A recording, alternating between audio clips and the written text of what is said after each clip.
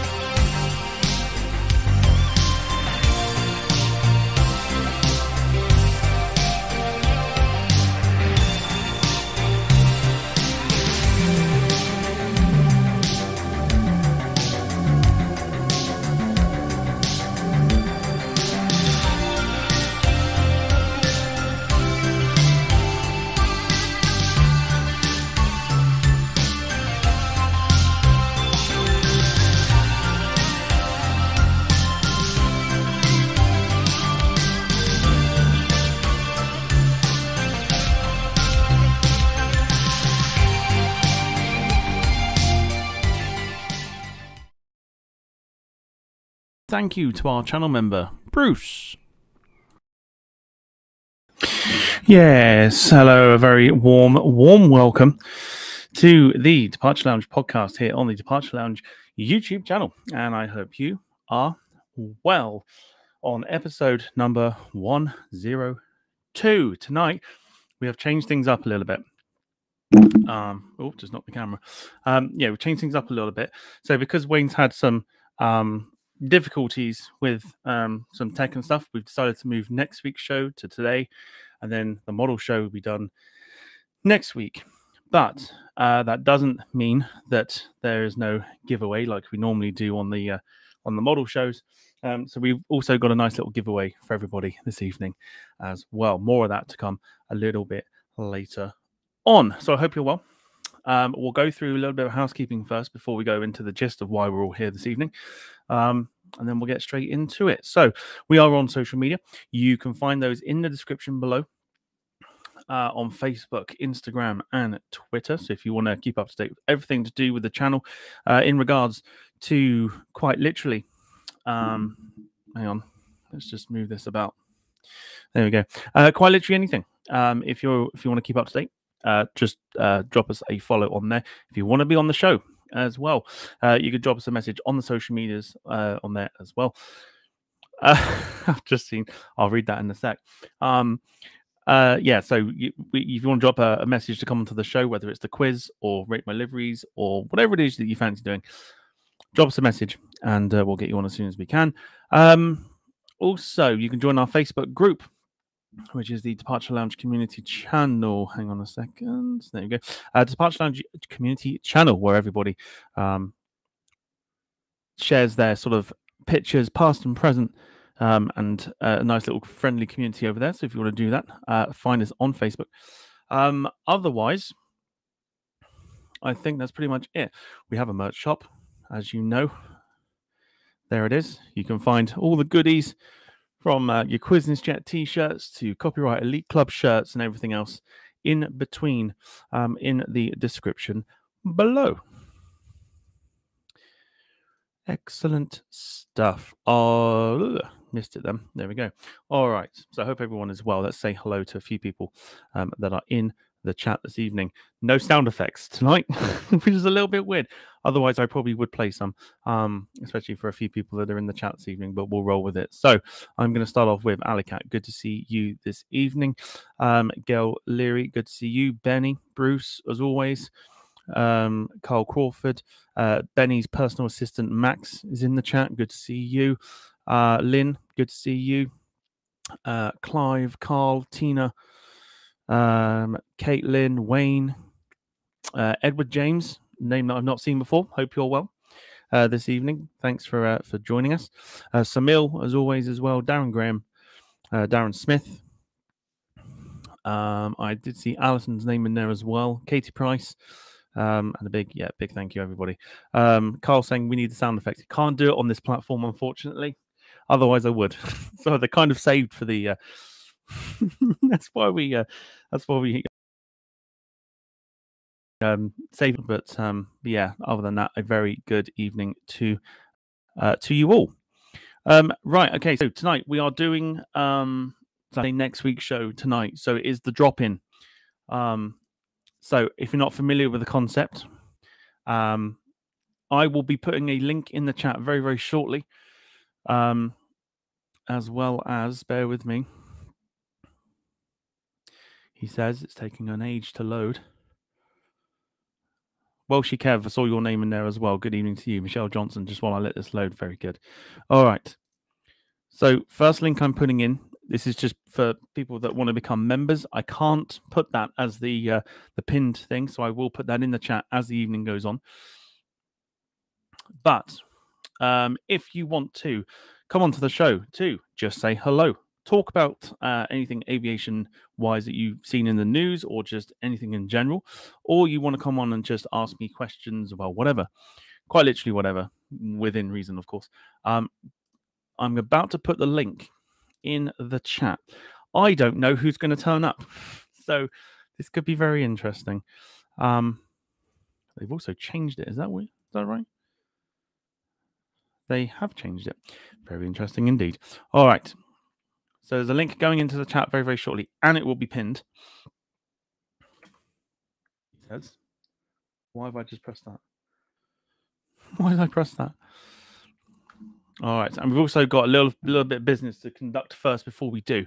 If you missed last night's stream on the flight sim, we did one during the day, and people requested one for the evening. And boy, what fun it was.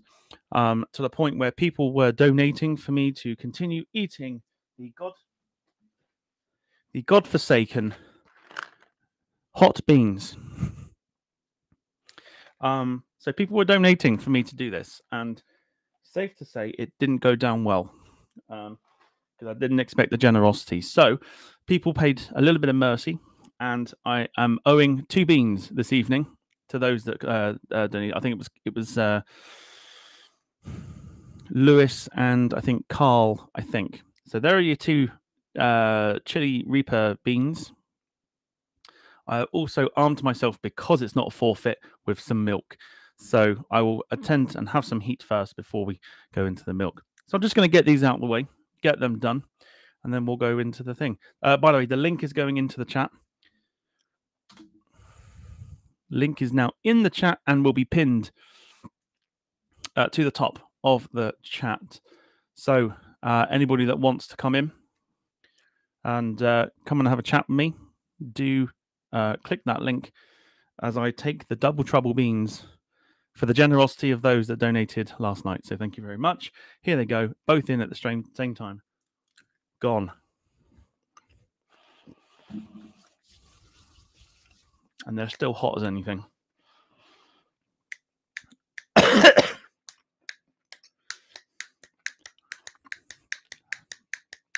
So, just waiting for... Oh, yeah, yummy.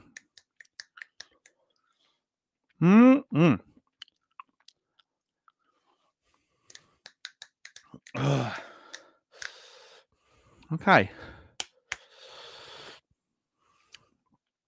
Lewis saying I need to buy a new pack of those bad boys soon. Definitely not. Not a chance. Oh, my God.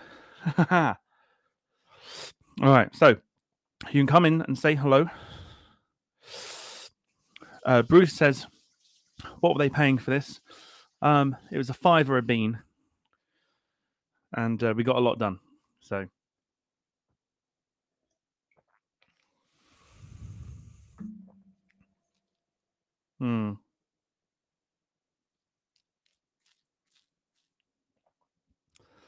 Yeah, safe to say people went mad yesterday with the donations, so appreciate that. But let's get things kicked off in the chat before we wait for somebody to come in. Opinions, please, on Jet 2 starting out. Excuse me, let me just take this.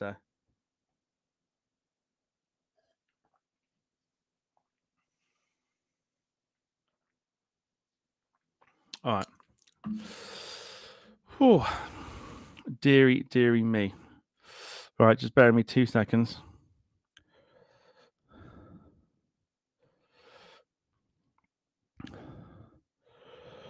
Oh God, yeah, Jet 2's potential base at Liverpool. I fear that wasn't enough milk.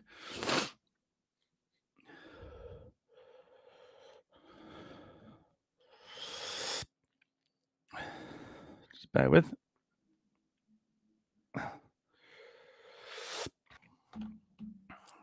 Dearie me.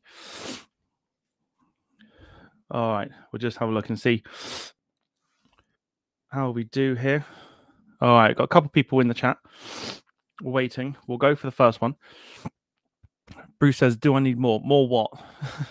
More what?" All right, first person on. Hi, Alison. Hello. Sorry, let me just mute this. No, that's all right.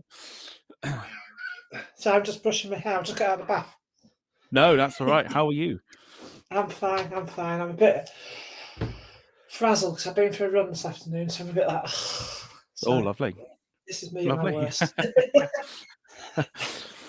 No, good stuff. You have to excuse me when I do this. Just hi guys.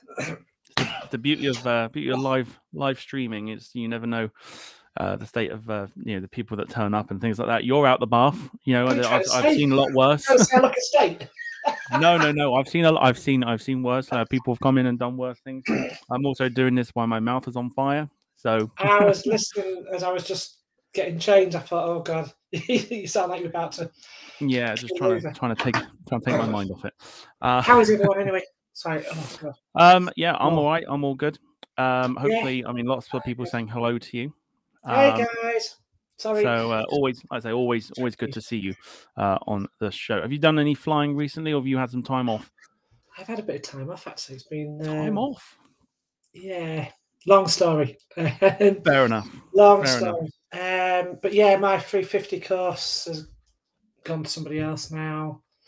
Bits like that. So it's like it's messed up my roster and all that sort of stuff. So yeah, it's just the way it happens sometimes in this job. But I had a drive up to Kemble the other day. So how was that? Yeah, it's nice. It's only 20 minutes from here, 25 minutes from here. So not too bad then.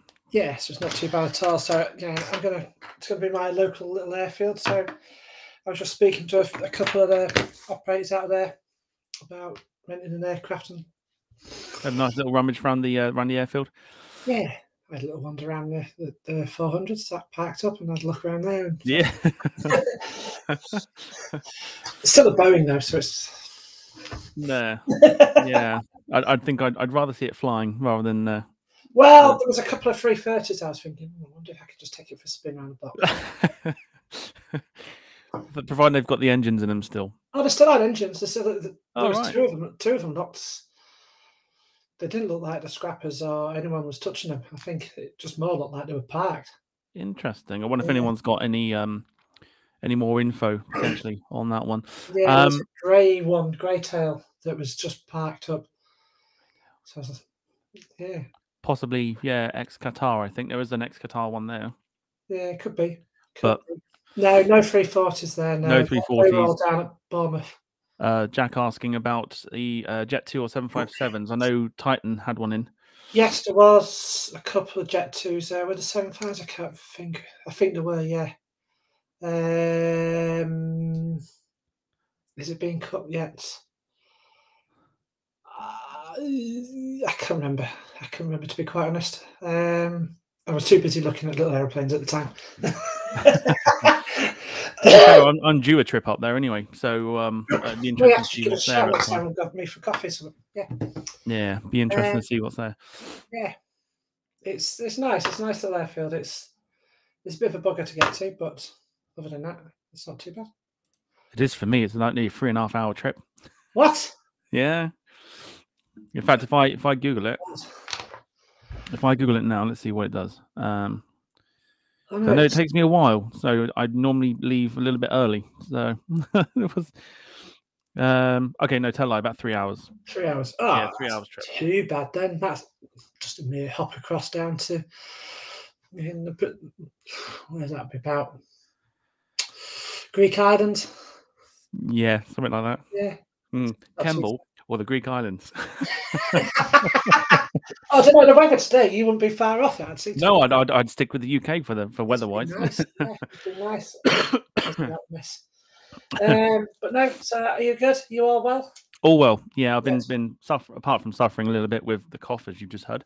Oh, the chili But bird yeah, is no. Other good, than that, yeah, everything is tip top, as they Good. say. Yeah, Good, good, peachy, good, good, very good. peachy. Yeah. So yeah, I don't know when I'm flying next. That's the thing for me. It's like sitting on the ground, twiddling my thumbs. It's nice to have a bit of time off. I'm sure it is. Yeah, I'm sure it is. But do you know what? After a week or two, you just get bored and you're like, oh, we got to fly. But hey ho, hey ho. But we're getting there. We'll get there. We'll get there. It's all sorted. Good stuff. Just quickly, Jack Rolls says, I did say to Tom we should do a collab at Kemble in July. That is very true, except for the fact that Jack's now pulled out for reasons. So I'll still go. It'll be fine. We should do it. We'll take all this kit there. We'll do a Yeah, stream. go for it. I sat there and said to him, I can't meet you there, and then he's worrying about the entrance way to the airfield, and I'm like, it's fine. I've been there plenty of times. Fine. It's easy. It's like a yearly thing for me, so I've got to go up at some point. It's easy. It's just you. Yeah. And if you think you're going down the wrong road, you're going the right road. Yeah. That's how it works. Worst thing is you can't really go down the wrong road, especially down that way. But yeah, it's just something I want to kind of get your opinion on that people are bringing up in the chat. Obviously, we've been speaking about the British Airways 747 that's at Kemble, but it's been brought up by Benny's personal assistant Max, saying, "Did you hear about the rumor that the BOAC 747 is potentially in line for being scrapped as well?" Is it? According to rumors, I don't know how true it is, because it's come from a site that apparently is not very well for its sources, but there are rumors that that it is potentially going to get scrapped. I mean, it isn't an original paint job, so it's not like it's an original airframe. Yeah.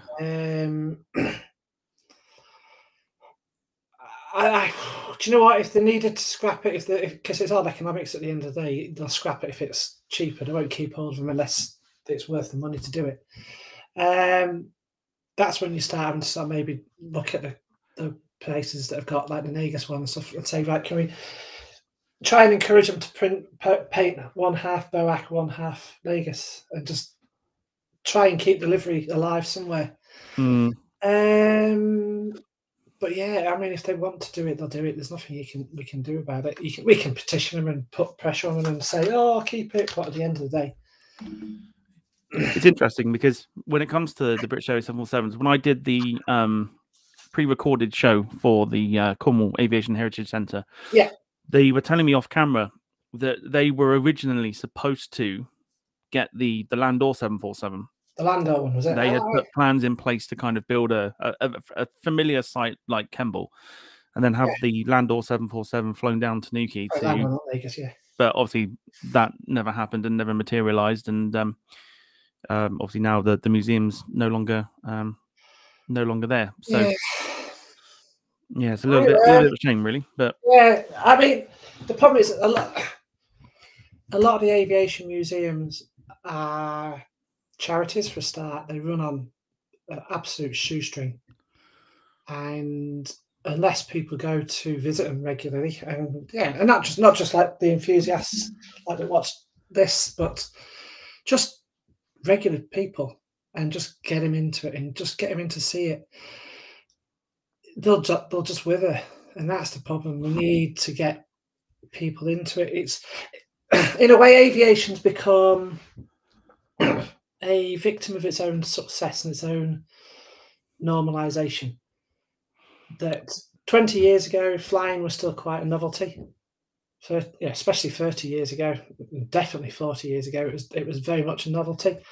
And the closest a lot of people got to some of these big and exotic aircraft was in a museum. But now you can jump on an EasyJet flight for 25, 30 quid down to to Paris or something like that. I don't know what it is to Paris nowadays, but anyway, you can jump on a Ryanair for £2 plus £27,000 for your baggage to anywhere you want to go in Europe. Well, within about 50 miles of where you want to go anyway. And it's become common. So people see aeroplanes all the time and they don't have that mystique to them. And so the museums have kind of sort of victim of that success in one sort of way. And it's kind of, I don't know, it's how do you get the general public into seeing them again as a destination to go while, I mean, you're not going to go and travel halfway across the country to go to the museum unless it's a massive, great big thing and you're an enthusiast. But if it's in the area, then you've got a good chance of doing it. In terms of the obviously, like I said, it is a bit of a rumor, but do you feel that there's momentum behind the rumor, or do you think it's just like it's the first I'd heard of it? A lot of people have kind of taken it with a pinch of salt. Yeah, I mean, I get different feeds from a lot of the photographers and spotters sort of community, because there's different circles we're moving, but we overlap with the Venn diagram.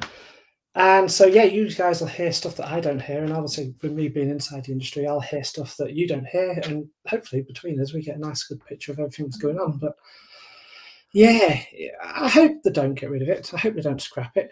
No, fingers crossed. At the end of the day, they'll do what they think is the most commercially viable for them at the end of the day. If it's worth more in parts than they're going to get from visitors, I'm afraid it's James, don't open it up to the public. That's the other thing.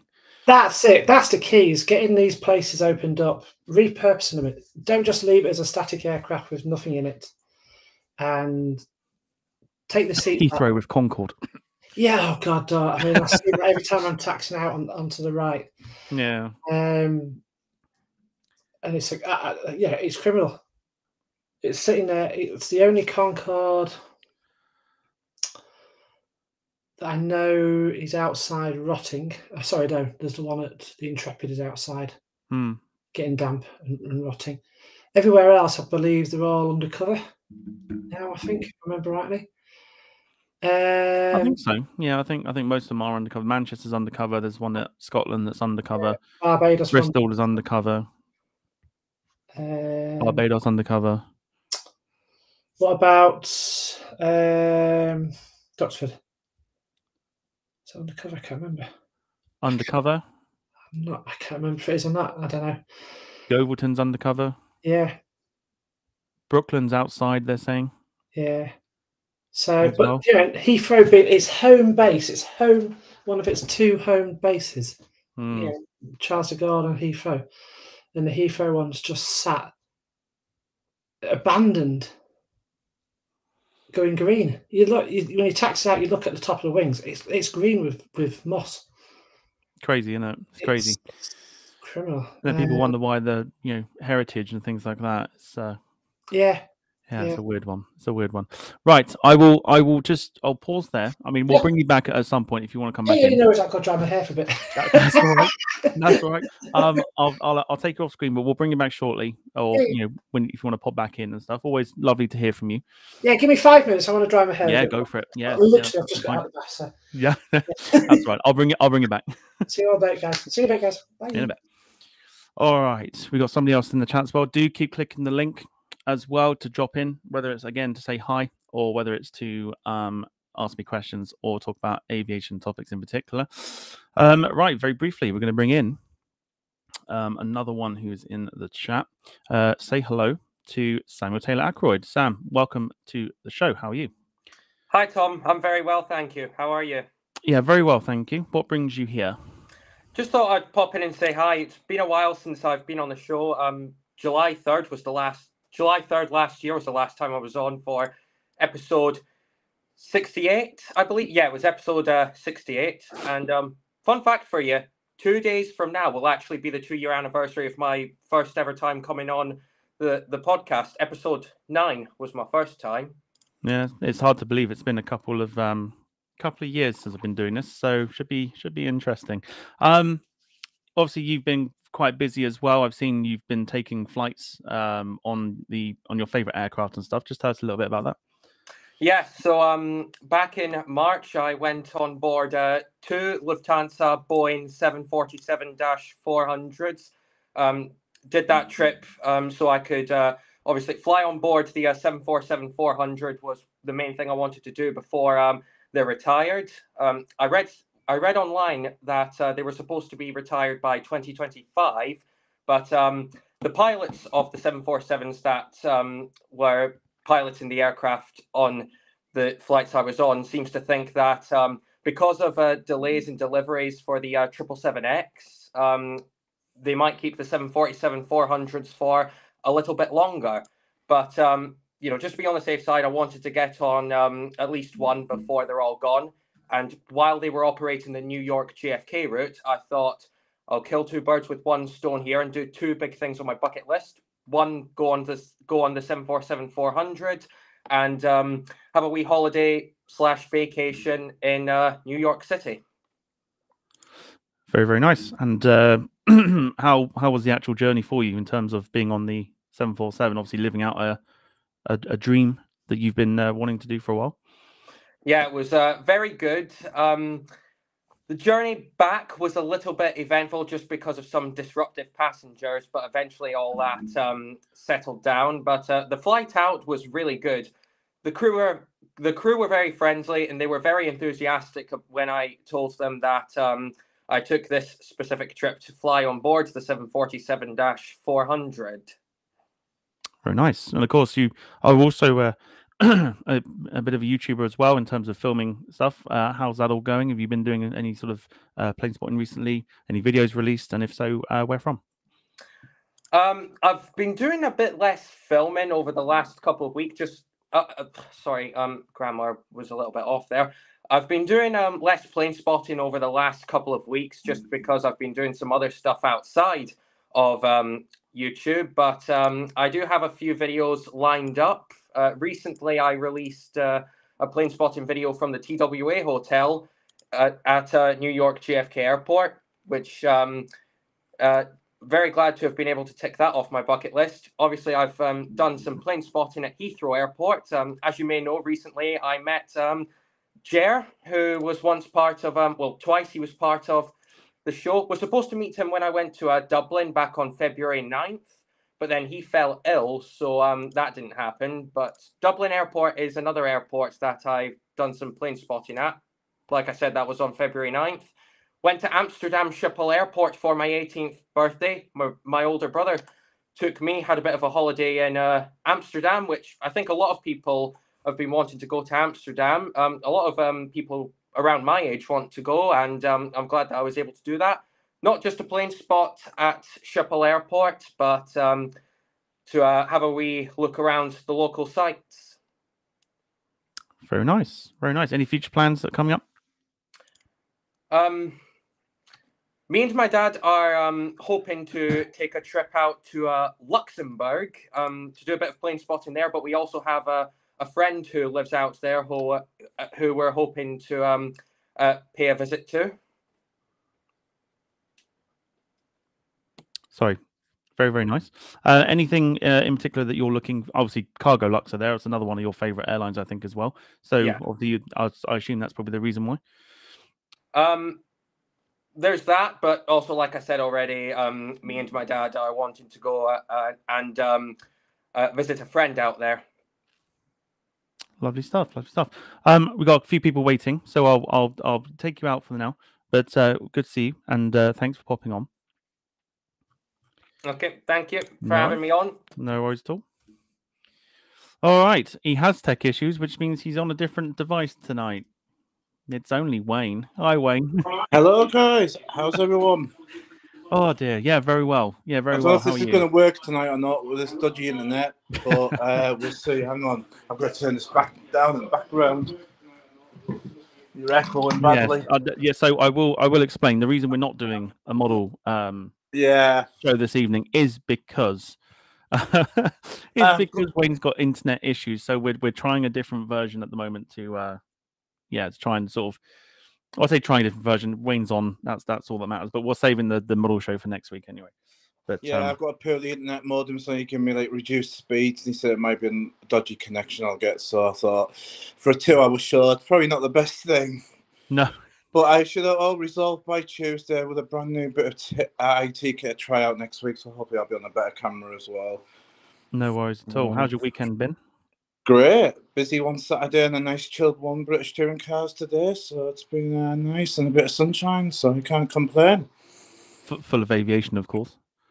Saturday was today was just British Touring Car Championship, so it was just nice sort of chilled watching something different for once.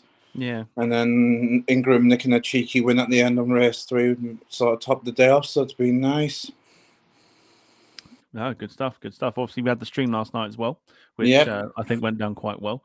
You've given me some suggestions, which I'm going to implement on Tuesday's stream, which which sadly I can't do. I can't do tonight. Otherwise, I would. Oh, I'm going to be here come Tuesday night. Then. I have looked into trying to find like a soundboard for this platform. I can't find one. It's like the bare basics, which is not ideal. So I'm looking to try and move it because I can do it on the other thing. It's just it takes time to do it and getting people on and things like that. I've got to manage to work it out, but we'll get there. I'm sure we'll get there. I'm sure.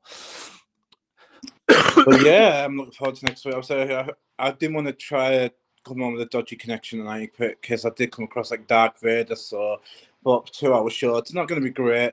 I'll jump on quickly today just to see how the old internet connection is stabilising up until the new modem arrives on Tuesday from our dear friend Sky. So fingers crossed. Yeah, fingers crossed. Yeah. Don't jinx it. It'll probably come next Tuesday on my luck. No, that's absolutely. But yeah, I had a new iPad as well, so I thought hopefully when I'm doing this sort of thing, it'll be a lot better come Sunday anyway. So it'll be a better camera, and you're not sort of getting this half. Sort of camera. We've got things. We've got things sorted. Yeah, we've got things sort of sorted. But yesterday was a busy one. It was like good Heathrow stream. It always is with Chris and the gang at SDTV. Very good stream. Heathrow full of busy as usual. A couple of interesting. Caught the brand new Virgin 33 Neo Queen, the controversial Queen of the Sky. So that was a good catch. Maybe, but yeah. And the 350s were buzzing around. Rainbow was in my favourite 350. So yeah, always is a good one. And yeah, been a busy week with SDTV throughout as well. We had Stansted, Gatwick, so the usual, and then Inland City, which is always cracking. So that place is just an incredible airport to watch from the ground up, and the way they take up and they're on 09. It's just absolutely insane. No, very good. Well, what we'll do, just I know we've got it running at the minute and stuff, but there's always that opportunity where it just goes. So get somebody else on. Get somebody else on. All right, guys, have a good one. I'll see you in the chat. Yeah, no worries. Bye-bye. Thank you. Thanks for popping on. All right, next up. I nearly clicked the wrong thing then. Rob Brown. Hello, Rob. How are you? How you doing, mate? All right. What's happening? Yeah, very, very well. More importantly, I think, how are you? On the mend. Let's see, a couple of weeks ago, I took no well with cellulitis in my leg, so a couple of days in hospital and stuff like that, so not been very pleasant. So I've been off the road for the last couple of weeks, so just like to thank everybody in the chat for their best wishes and stuff like that. So it's been good to see the pictures and stuff on Facebook. So just popped on to say thanks very much to everybody and hope everybody's doing all right. So I like it. Yeah, I mean, I think everyone's. I'll speak on behalf of everybody to say that it's great that you're obviously on the mend. So hopefully that continues and stuff, and you'll be ready to go again very, very soon. Here's hoping. So here's hoping. Fingers crossed. Yeah, so obviously, have you had any sort of? I mean, Jim will probably vouch for this as well. Any interesting things come sort of up your way, aviation wise, sort of the last couple of weeks? This week we've had 2 C2 Greyhounds from, I think it's the Gerald Ford. I think it is. It's passing through the North Sea for a NATO exercise. I saw the screen. Yeah, somebody posted some screenshots or something of the E2s or something that they were. So we've had the Greyhounds doing it's COD. They're called carrier on board delivery or something they call it. So yeah. Resupply missions from the carrier to the land. So they carry mail and food and all that sort of kind of personnel back and forward. So they've been at Prestwick the last 3 or 4 days doing shuttle runs between that and the carrier. as it moves up through the English Channel into the North Sea. So, that's the kind of some nice pictures and stuff. So, I don't know how common they are over in UK skies. I'm not fully, up to scratch with military movements and things like that. Are they quite a rare thing over here? I think they are, because I think they're replacing the Greyhounds eventually with the Osprey that will replace it eventually. Okay. Obviously, get them while you can then. Takeoff kind of capability. Get them while you can then, I suppose. Yeah. Very nice. The pictures have been really good. Some nice colourful pictures at Presswick of them. So, yep, pretty good. Some nice fantastic. bobs. And then today we had there's a Spice Jet Dash 8 passing through today. So that's something a wee bit different as well. Don't see many of them coming all the way from India. I don't know where it's going, whether it's come back to Canada or been sold or what. I don't know, but it's interesting because I've seen a few that have passed through. I know one or a few the other week, one or two passed through Bournemouth up to Glasgow and then up to was it Bournemouth to Iceland back to calendar. I don't know what. I looked at the date then and just went calendar up to Canada. So unless they're on return to the lesser, or they're going to get converted into fighter, like firefighting aircraft and things like that. That's where most of them are going. I think that's where most of the Flybe Dash 8s are going.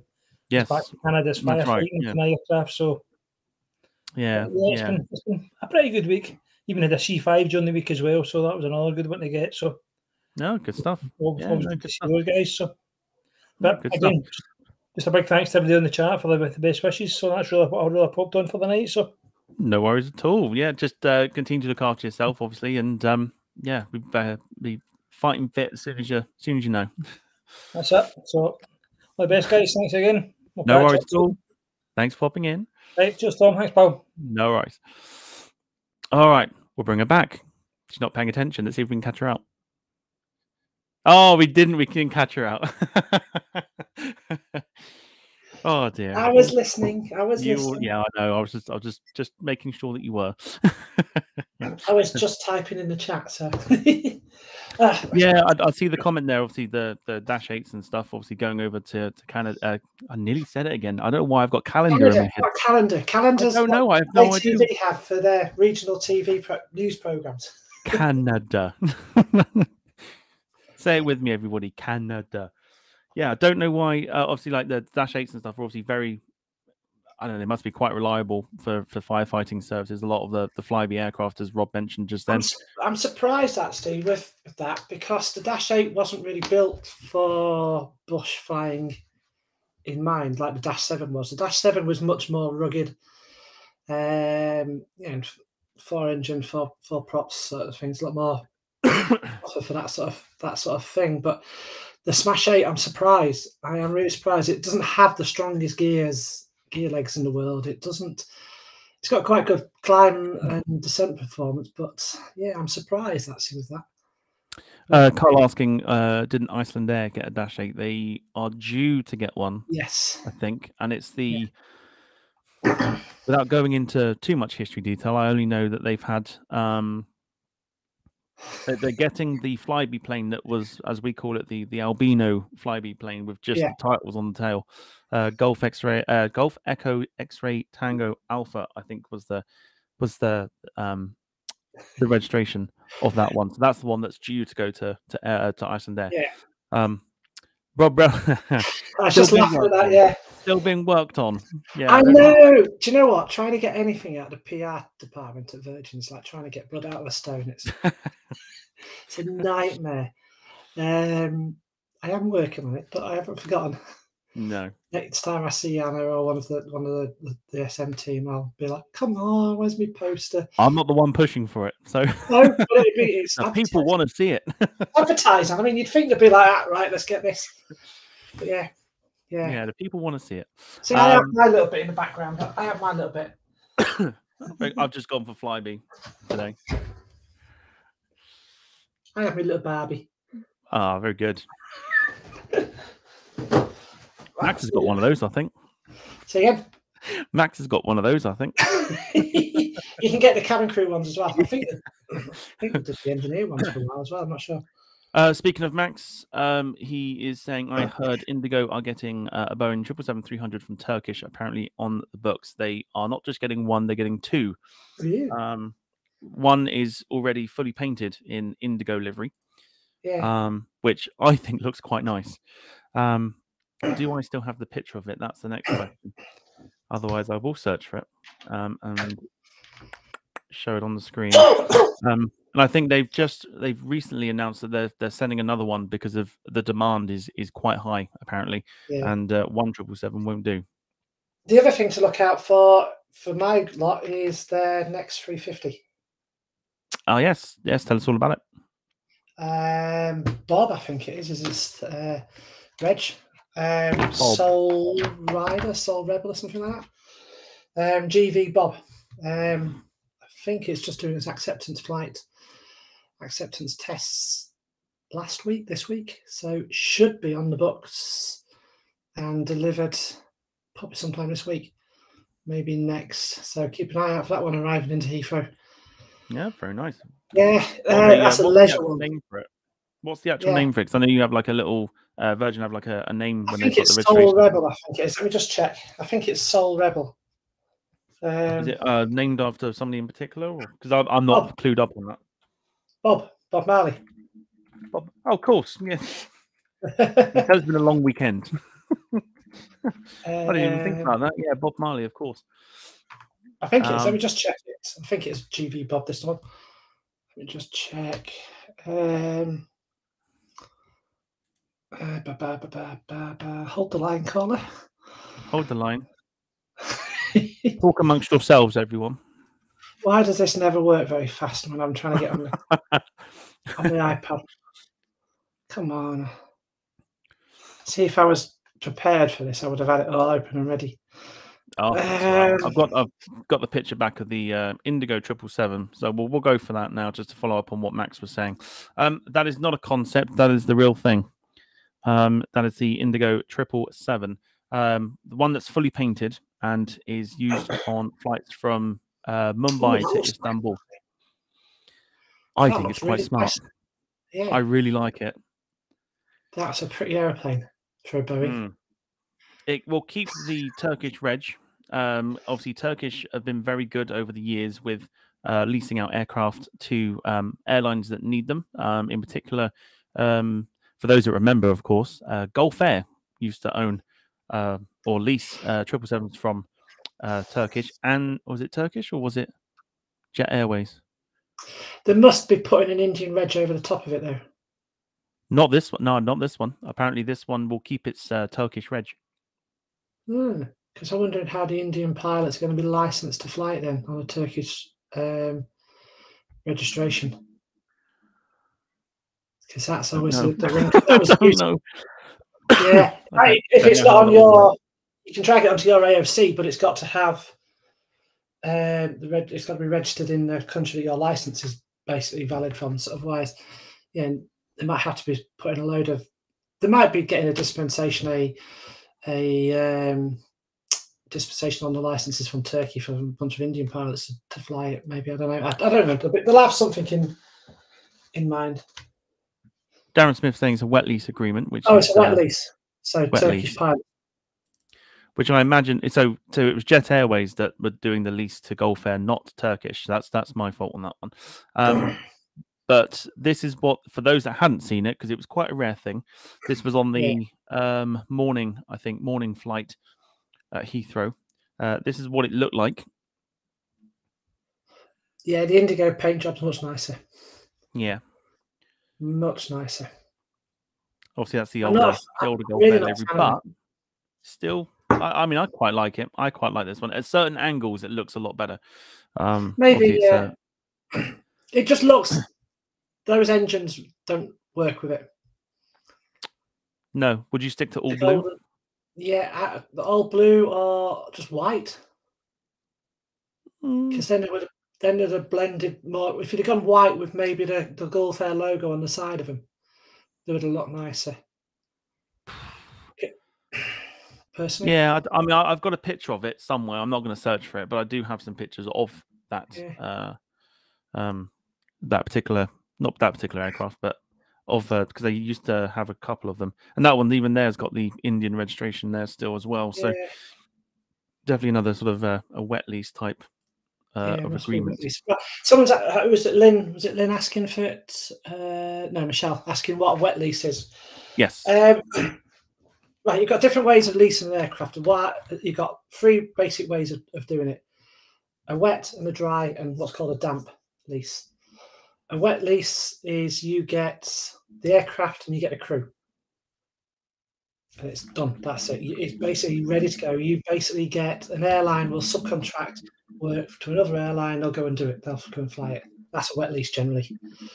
A dry lease is you lease the aircraft. So Virgin lease a load of our aircraft, and they just lease the aircraft, and we fly them with our pilots. So that's a dry lease. A damp lease is you will get the aircraft with maybe the flight crew and your local cabin crew on it. That's the difference. See, I could have it explained to me so many times, and I'd still forget what it is. If someone says, "Oh, what's a wet lease? What's a damp lease?" I'd be like, "I only got told yesterday, but I can't tell you now." A wet is wet. Basically, you've got the wetware, the human being on it. A dry, there's no human beings. There you go, then. Simple way to do it. Yes, wet, So, human, dry, nobody. That's it. A bit like where Owen, good evening to you, saying Jet 2 air tanker is a damp lease over the winter. It is, yes, it is. So it's air tanker pilots operating it with Jet 2 cabin crew working in the cabin, and the aircraft is still owned by Jet 2. So yeah, that's quite a common way of doing it. When I used to work for Thomas Cook, we used to do a damp lease to Garuda Air for the Hajj. It's a lot of Hajj flying, so we'd take about 3 or 4 of the 300s down to Indonesia, normally something like Batam or Sulawesi, and we then do shuttle runs out to Indonesia, from Indonesia out to Jeddah, and then empty back, do a cycle around for about a month, and then reverse it after the Hajj had finished and collapse it all back down. And it was basically 2.5 to 3 months away in Indonesia, just having a party, having a laugh. And that was I thought this was a good question from Welshie Kev. What is the cost of a lease per aircraft approximately? If you have to ask, you can't afford it.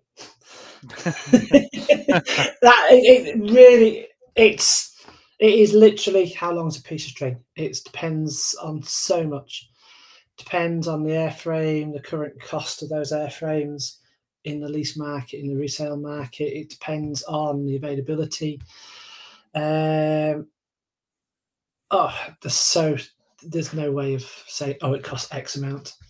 They're all negotiated bespoke each time. It's literally just they'll go to a leasing company, or they'll put a tender out to airlines and say, we need 4 aircraft to be wet leased, damp leased, whatever, or dry leased for so long. Who's got an aircraft? And if an airframer or an airline or a leasing company has got a few aircraft sitting around and they want to utilise it, they'll put a tender in, and it's basically whoever's got the best deal. How does it work when it comes to, let's say, for example, Virgin are looking to lease a brand new aircraft type, just something that's a little, different to the 787 or the A350 and stuff. How does it work? Do they base the lease on the fact that if it's a brand new aircraft, they'll get people from that airline to fly it with the cabin crew, or do you know what I'm trying to say?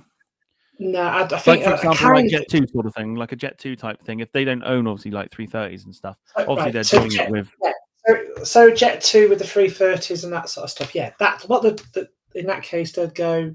Basically, the same thing as what I've just explained. They would go put it out in an open tender and say, we're after 3 330s to fly these routes. Who can fit it in their program, their schedule on these days, these times, this sort of frequency? Put your tenders in, and that's what they'll do.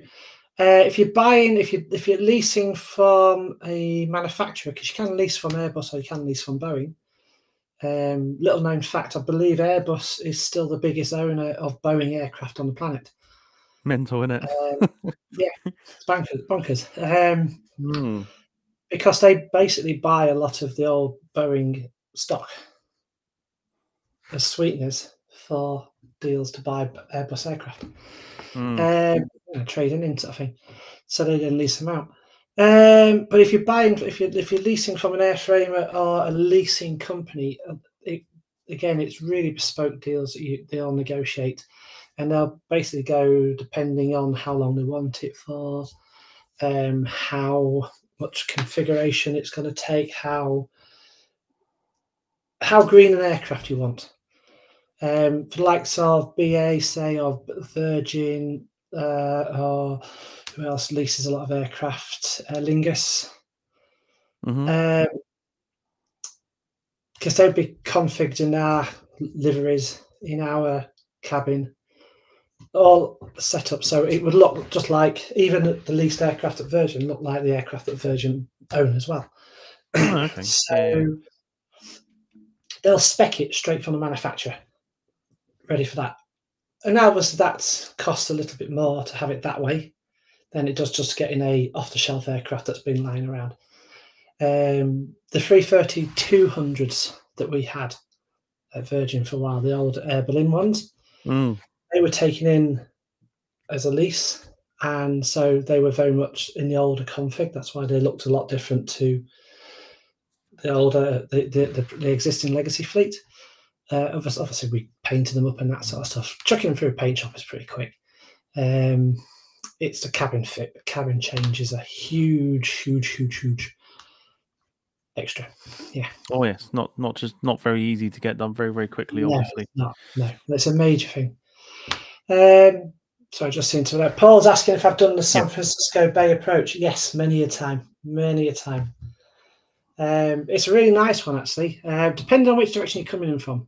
Generally, we'll come in from the northeast, and you're descending over the Rockies, over the mountains, heading literally 10 to almost fly over the Golden Gate.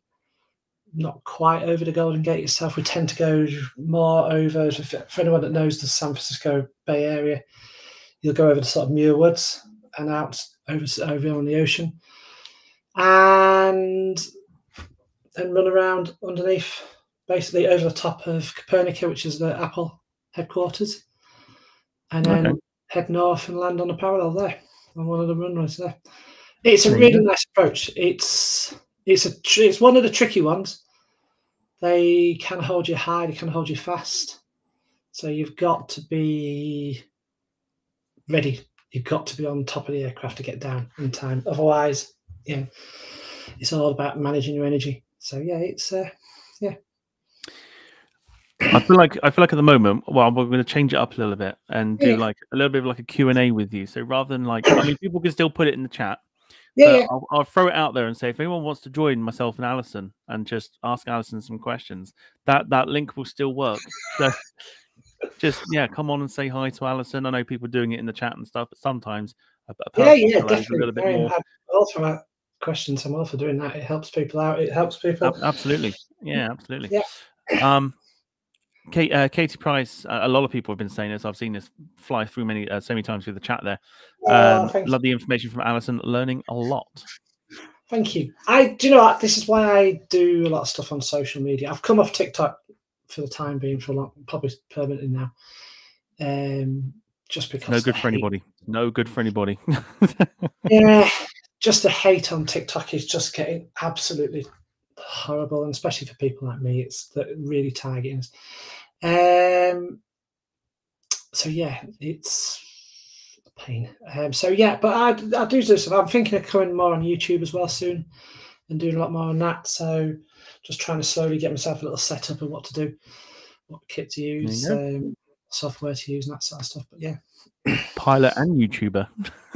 Well, I do a lot on Instagram, and I quite like the Instagram stuff. And I'm a gobby cow on Twitter as well. So influencer. Darren Smith going down a completely different path, but we'll ask it anyway. Alison, what shampoo do you use? I use John Frieda Purple. Ooh, there you go, John Frieda. Yeah, the lightweight. None of that Head and Shoulders rubbish. No. I do when I take that when I go to the gym. If I'm going to the gym, I'll take that because it's just one ball. So let's have a look here. Rob Brown. Good question here. Another cargo loss landing gear incident over the weekend. Does Alison think airlines are cutting corners in maintenance? No, I don't think they are. No, I think from the look of where that broke, it looks like a metal fatigue on the gear leg itself. I've only seen pictures from a distance, but it looks like the oleo leg. The way an aircraft landing gear leg is constructed, the bit where it's broken is the shaft that goes up. It basically sits like a tube within a post within a tube. That's a bit, and yeah, basically it looks like it's sheared on that leg. So I don't know what's caused that, whether it is just metal fatigue. I think it's quite an old airframe, that one. The 400, wasn't it? Yeah, it was a 400, but I think it was quite an earlier 400. A lot of the cargo ones were quite early ones.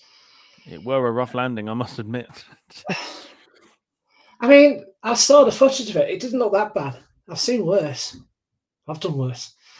So have I. But no, it didn't. It didn't honestly look that bad.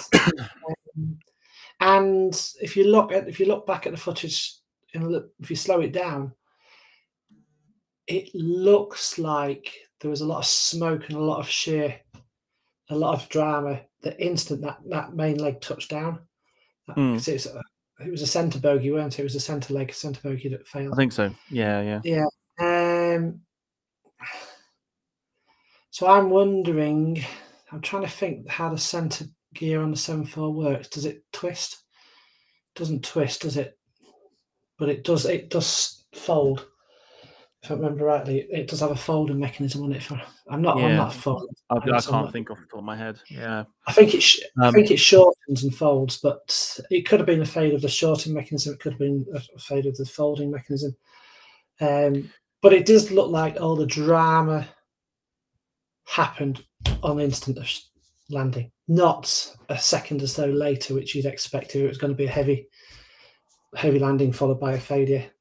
It looked like it was ready to go. If it hadn't already gone, because it was coming back with a gear malfunction anyway. There you go then. So from what I've read about it, so yeah. Changing gears a little bit. Owen asking, what is the usual thrust percentage on an empty positioning flight? It really does depend. It depends on how far we're going. Yeah. We'll generally on an empty flight we'll do max flex on the takeoff. For those that I'm using technical terms and people are going to go what? Right, flexible takeoff. we can flex the thrust. We can turn the thrust up or down on the engines depending on the weight of the aircraft, the ambient temperature, and the atmospheric pressure. Everything that we need. We don't like to go full power on every takeoff because it cooks the engines. It takes life out of the engines. So we give them just enough power to get airborne and give us a safety margin, and we've still got that extra bit of oomph if we need it. And it's called a flexible takeoff. And what you do is we inject a temperature into the computers that tells it it's an outside temperature of hotter than it actually is. So it basically gives it a different performance of the engine based on an incorrect temperature. But it's done properly. It's all done through the proper software on the aircraft. And so an empty position flight, we'll give it maximum flex. And we'll probably give it a 47, 57 degree temperature flex. And that really does throttle the engines back, derate the thrust off the engine a lot.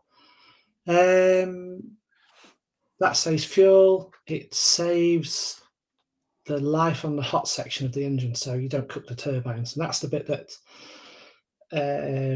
really limits the life on jet engines, gas turbine engines, is that hot section, that turbine, that first turbine section straight off the combustors. That's the bit that's temperature limited generally.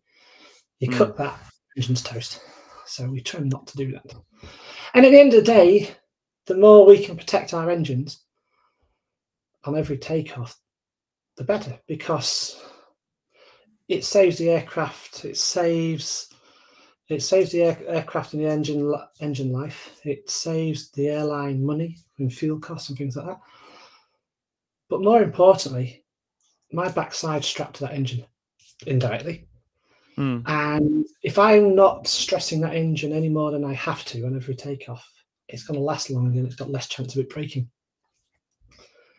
There you go. So that's Another one that I mean, Owen's asking the question from the Virgin A330 positioning flights are always up really early and the climb rate is crazy. Is that obviously because of what you've yeah, it's because you're light. just explained? It's because you're light. It's because we can only derate the thrust so much, so that it's still going to have a lot of excess thrust. When you've got an empty flight with no passengers, just enough fuel to get it off, yeah, it's going to go off like a homesick angel. It really does.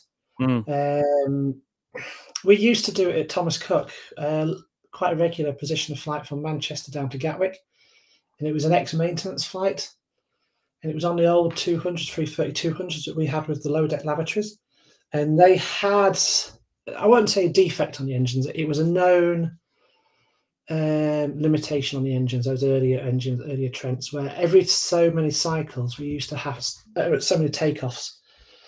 They used to want us to do a full power takeoff, and it was basically to reseat some oil seals within the engine. Nothing dangerous, nothing bad. It would just burn a bit more oil if we didn't do it. So every now and again, they used to do it full power takeoff on these empty position flights. And now you've got an aircraft that was only going from Manchester to Gatwick. It had 15 tons of fuel tops. On a toga takeoff go around thrust, full dry power takeoff, maximum thrust that these Trent 700s will punch out, and the thing would just go up ballistically. It was mental. It was a handful. In fact, you had to be really on top of it, otherwise you'd be very careful not to bust your first level offs on your instrument departures. So yeah, lots of fun with those ones were. But yeah. So we don't do that. I'll echo what people are saying. I know it's kind of turned into a little bit of like an interview sort of thing, but the information that's being mentioned this evening is, you know, like every day's a school day, so you're learning something new, which is always quite nice. It's like I say, I love talking about flying. It's my passion. We don't get people in the flight deck anymore in flight. That used to be our big recruiting tool. We can't do it now, obviously, as you all know. But so we lose that ability to just wow people. And so, yeah, getting out and talking is just great because it demystifies it. It shows a lot of people just what the reality of the job is. I mean, it's nice. It's good fun. It's not all glamour, though. It's not. So interestingly, then on that little note that you've just said there, I'm going to assume that you've seen in the news about Starlux and receiving their fine last week. Was this... So basically, what happened was so Starlux, they're from like Taiwan or something like that. Yeah, it was Taiwan. Yeah. So before the flight even took place, it was like their inaugural flight somewhere. I can't think where it was. Oh, and this was the guy that the chief pilot brought a reporter into the flight deck. Everyone's favourite flight reporter, Sam Shuey. Everyone's favourite flight reporter was in the cockpit, and the airline got fined for it.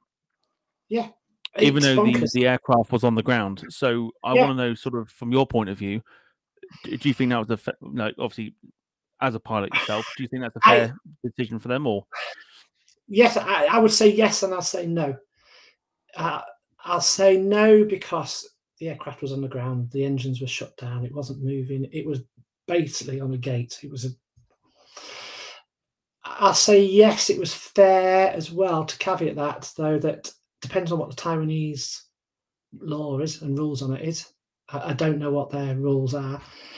And you've got to do it at an appropriate time. We will have in the flight deck normally we'll try and do it after we've landed and let them come in once it's shut down. Sometimes you might have somebody to pop in, especially a nervous passenger. We might let them in, just have a little chat, just settle them down, sort of thing, before the flight. But only workload permitting. Obviously, getting the aircraft set up, ready and safe is obviously our #1 priority. Yeah, talking to passengers, settling them down is very much secondary on that. But we'll try and do it if we can.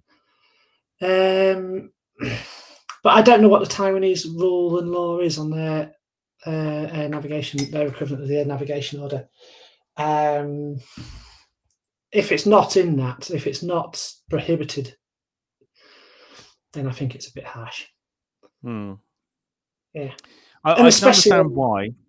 Like, I can understand why it's sort of prohibited at the moment. Yeah. I say at the moment, it's been like it for a while, but at the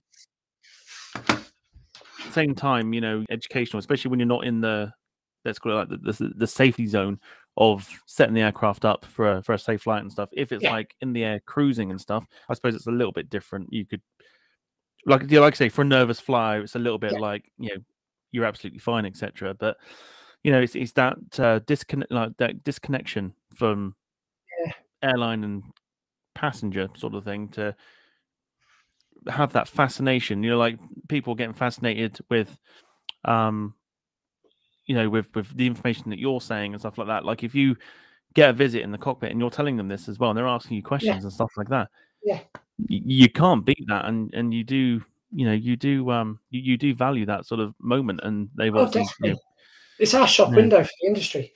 It's literally our shop window to the industry. You don't get any other way of really inspiring, especially the kids, the younger generation. Now, I'll caveat that we do get a lot of 3-4-year-olds want to come in and see the flight deck, and they're always escorted by the dads. And you know, it's like, really? Yeah, yeah. No, he really wants to see the cockpit. Kids standing there like that. Really wants to see. Yeah, but no, we don't mind. Even that we don't mind. But yeah, it's a shame. It is a shame. We used to do it when I was with Scandinavia. We used to be able to do in-flight cockpit visits, and they were beautiful. They were great. And we just vetted who came in. So yeah, but we can't do it now. We can't do it in the UK or Europe or most of Europe or the USA. So yeah, it's a shame. We've got somebody waiting, and I think this is going to be a fascinating conversation because I don't think it's going to be about aviation. Evening, Jack. Hello, Jack. Hello. How are you? Right. Well, Hang on a second. we'll find out in a minute. But first, how are you? Fantastic, thank you. Good stuff. I do have some pictures. I know Alison's gone to. There you go. Let's do some cooking, shall we? Cooking books. Let's find you something to cook. Yes. This is homework, Jack. This is homework. What do you like? In fact, no, let's do something simpler. Let's get Within reason, Jack, please. It's before 9 o'clock. Go on, what kind of foods do you like? Alison will pick you one out. Anything. Anything. Anything that doesn't include sauce. We like cheese. Yeah. Right. Shall I teach you how to do a proper spaghetti? Do you like cheese? Because you barely use it, Jack. We'll find you something. And we'll set it up and we'll do a live with you cooking. I'll send you the ingredients. We need to do that. 100% we need to do that. Yeah. We'll find something. So what you cooked? Shall we find out? Yeah. Shall we find out? All right. Gonna do this segment nice and early for everybody. But let's right. Let's do it. Let's go. Hang on. It's back, everyone.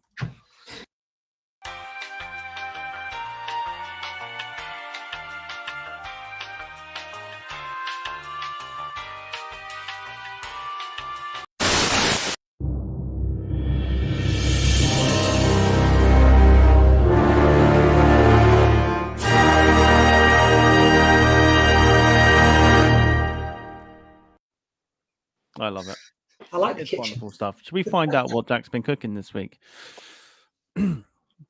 You'll understand why I sat there and said that Jack's not a massive fan of sauce. Here's the first one. Jack, since you're here, let us know what that. Oh God, that's just turned the light off. Let us know what that is, please. That is a Waitrose chicken breaded breaded chicken. Got it, breaded chicken.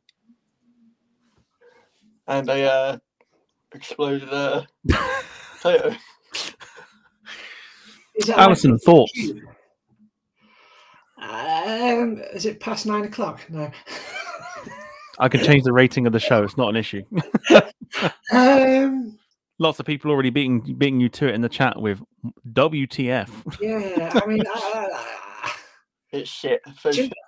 I don't know what I'm more worried about: the cannonball of a spud, or the accident on the plate.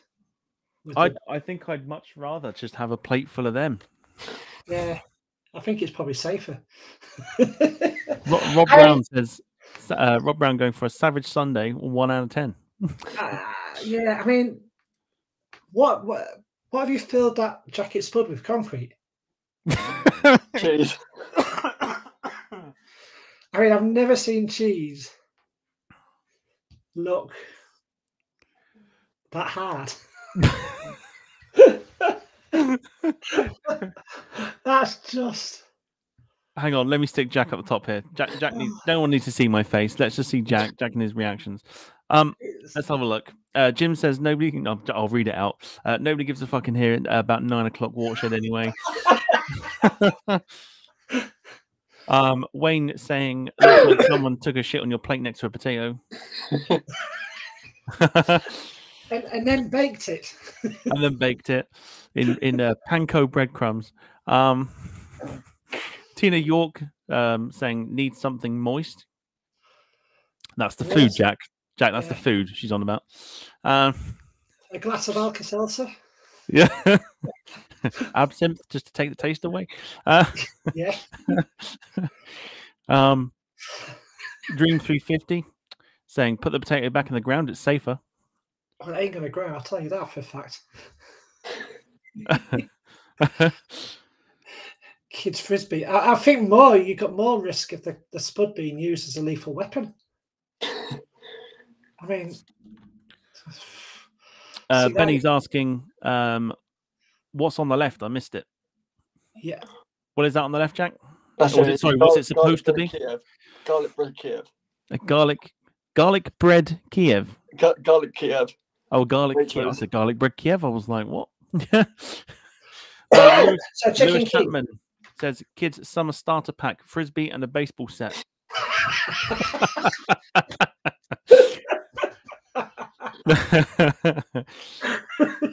It does need some peas. It does. It certainly does. And It needs something. It needs sauce. Yeah. And Jack, are those plates yours?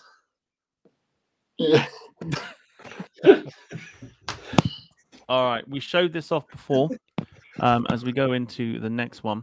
I'm still trying to work out the carpet on the tablecloth. Rob Brown saying, is it Bernard Matthews? That one, Bernard Matthews, Kiev. Beautiful. Because if it is, Bernard Matthews is literally crying right now. Yeah, the plate does have colour. You're right, Wayne. Owen's asking how to join the drop-in. There is a link in the, or it should be still pinned at the top of the chat there. That has the link to join. Let's check. If you want to pop in. Same with anybody else. If you want to pop in as well, we'll get as many people in here as we can. Why not? Let's do it. So we're not going to take anybody off screen. If you want to come in, literally join this thing, join the chat, and we'll get you in as well. It needs life. I think, yeah, there's no chance of life in that plate there. No. Let's go on to the next one. Jack has, in fact, we've had this on the show, but apparently this is a staple down in Dorset, where Jack lives. I dread to think. And that newspaper is saying exactly what we're all thinking. Well, this is awkward. Jack, I mean, go on. Is that a tub of clotted cream? It is Nobles. It's what? Nobles, and was supposed to be a melted pot of garlic butter, which, Jack, you are supposed to do, and we told you this last time. Let's put it over the top. We told you you're supposed to heat the butter up and put it over the dough balls. Now it just looks like kidney stones. It does. It's like kidney stones with clotted cream. Jack, what's the brand, please, from this? Don't say it's Pizza Express. It is, isn't it? It's Pizza Express. You're going to ruin my favourite. Right, that's it. I'm done. I'm So out. you've ordered it from Pizza Express? I think they No, do their no, own they're gonna packets go now. on shops. They do their own Oh, right. packets. Oh God! I mean, that's slam and ping food. It should be literally slam and ping, and that's all it takes. I mean, yeah, it is. I mean, this is awkward, but at the same time, I'm also loving the Red Sox. Oh yeah. Oh, Yeah, lots of people. I mean, I trust you do read the instructions when you. I Yeah. say cook them. I assume you just warm them up very quickly and think that'll be it. that's the definition of ballsing something up. Oh, yeah, ballsing something up. Oh God! Quite literally. Wayne says, "Can I have a flake with that?" I think it does look like a tub of either. Like I thought it was clotted cream or ice cream or custard or something like that. Everything's been ruined. Like it's all just ruined now. Poor lad'll get a complex. Clotted cream can't have that no Well, more. we're going to try and train him up to be a chef. We're trying to train him up to be able to cook, or at least survive. Can you do how's your pot noodle skills, Jack? Not very good, apparently. Actually, no. I'll tell you what. Let's do this, Jack. How'd you do a pot noodle? So you boil up water. You take the top off. Yeah. You put the water in. Put the soy sauce in. Where's the soy sauce come from, Jack? The inside the tub. And you put the water in while the sachet's in there still? No. Oh, right, okay. Oh dear. I mean, I'm desperate. I'm like literally like I'd give my right leg for this cooking thing to happen between Alison and Jack. It'll make such a good show. Such a good show. We're gonna do it. We'll do it. Darren Smith says, pot noodle, put in fridge and eat next week.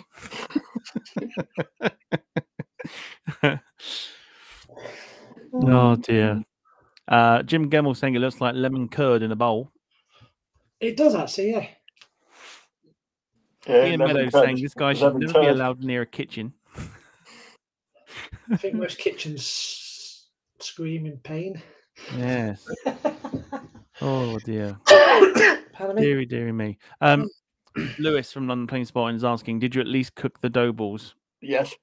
How long did you cook them for? In fact, no, how did you cook them? So it was 5 to 6 minutes in the 180 degree oven. And how 5 to 6 minutes in the sun. how long did you heat the oven up first before you put them in? For about 3 minutes. Oh, cardinal sin. You have to wait till the little light goes off. Oh yeah, there's either a beep or a little light goes off.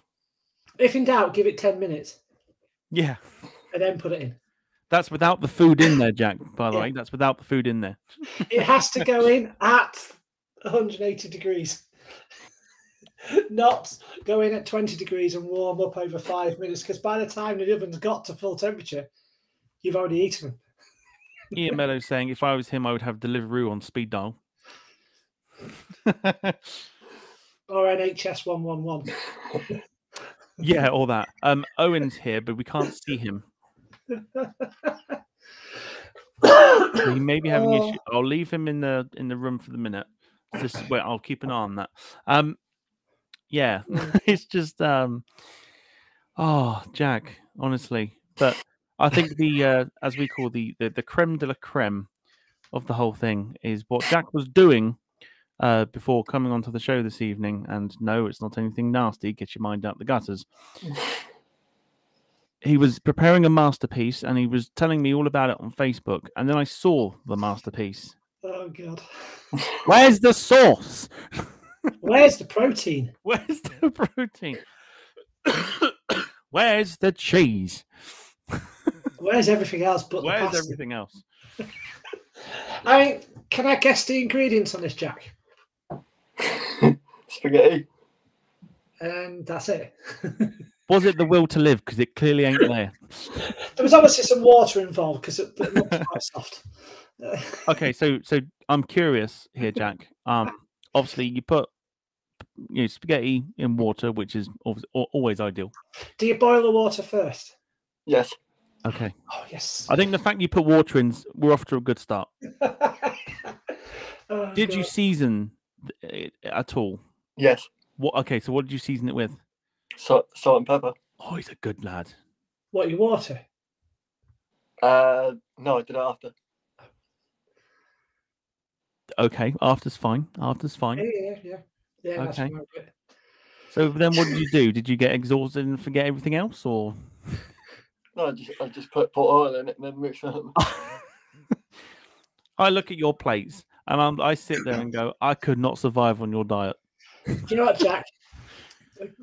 Top tip, if you ever want to do a simple one like that, right?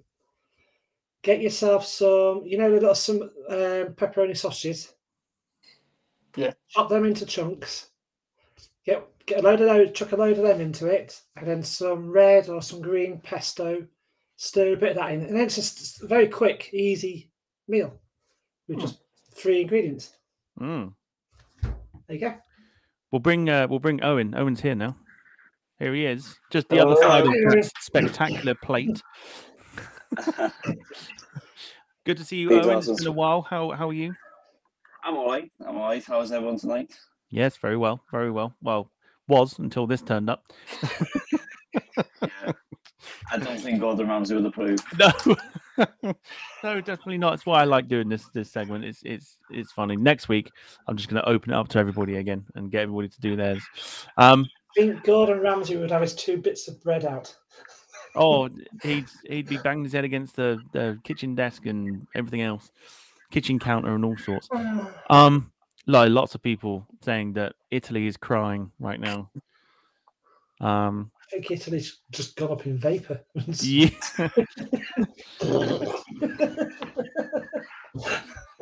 Everyone's just vanished. That's what it is. Everyone's just vanished. That is a crime against pasta. That is, really is. Bruce asking where the meat is. Exactly, Bruce. Exactly. It's there's the protein. You've got the carbs. Yeah. Where's everything else? You need the protein to go with it. Oh, dear me. You've got to have a balanced diet. You can't have all carbs because it's bad for you. You can't have all protein because it makes your breath smell. You can't have all fat. That's it. Michelle Johnson with some advice. Saying I use basil and cashew nut pesto, Jack, and some ready grated parmesan sprinkled over with my whole wheat pasta. Do you know what pesto is, Jack? Yeah, it's that green sort of sauce, ain't it? But I'll take it. Yeah, we'll take it. Darren's asking, "Is Jack? Are you banned from Italy?" Who said no? Gail says you soon will be. Don't take your any electronic devices with these pictures on it to Italy. No, please don't. Lewis Chapman with probably, arguably, the comment of the night was spaghetti bolla fucked.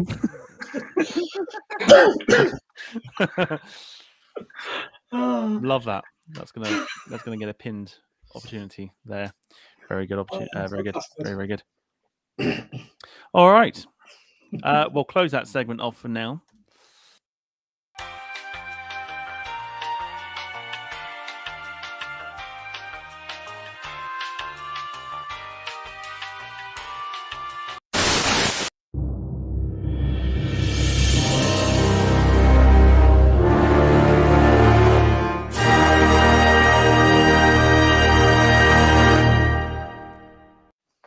Reason I say that is because, and Jack's upside down again. The reason I say that is because that's all Jack has sent me. So, oh god, that didn't work out well. Hang on. Forgive me for that. Anyway, so Owen, like I said, it's been a long time. I'm just gonna move myself over here so it looks like I'm actually looking at people. Been a long time. Obviously, a lot of people won't know this, especially if they didn't tune in for the last one. You do a lot of like social media work for one Rich Goodwin, don't you? I do, yeah, that's correct. How busy has it been, obviously, leading up to obviously airshow season? Well, from from a spotting perspective, like when you see him at air shows and stuff, you think, wow, you just see him at an air show. But like air shows don't start planning until like January. So from January, like Rich has been like quite busy, as you know, with like the jets and stuff, and that project's going on really well. And now he's just got back from Botswana in Africa. So he's getting ready to display next weekend. But like display planning's like super crazy. Like the emailing back and forth, trying to get like the aircraft insured, and yeah, it is a complicated process. But we're nearly at the end now. Nearly at the end. Good stuff. Good stuff. At the moment, obviously, with it being so obviously early still, and there may be some more places announced down the line, sort of thing. For anybody watching that might be heading to an air show and stuff, where can we expect to see Rich performing? So at the moment, we're confirmed for the RAF Gosford Air Show. We're off to the Torbay Air Show. There's at the moment there's around 25 displays, but we can't announce these displays until the official air show has announced them. Okay, yeah, no, that's that's that's just the way they do their thing. So, but it's kind of hard because it's exciting to know these things, but to you got kind to of keep keep still it in, about it. I'll tell someone. A quick question for you then on that. Yeah. I know you can't say which ones you're doing this year, but historically, which ones are the most challenging ones to get the permits and to arrange and plan for? I think RAF Gosford Air Show is probably the hardest one for us. Just because with it being an RAF air show and Rich is a civilian display team, it's kind of hard to get like permits, insurance, and especially with the aircraft having jets and stuff now, the insurance has gone like from this right up. Yeah. So it's kind of compared to like the little council air shows to display an RAF one, like the planning's just gone on for months, and it's just been like emails back and forth and stuff. So yeah, it's been a challenging couple of months. And is there one destination in particular, one show that you'd really, really, really love to get him into that you haven't been into yet? Anywhere in the world, even? I think Riyadh's probably a big one for Rich. I think he'd love to display there.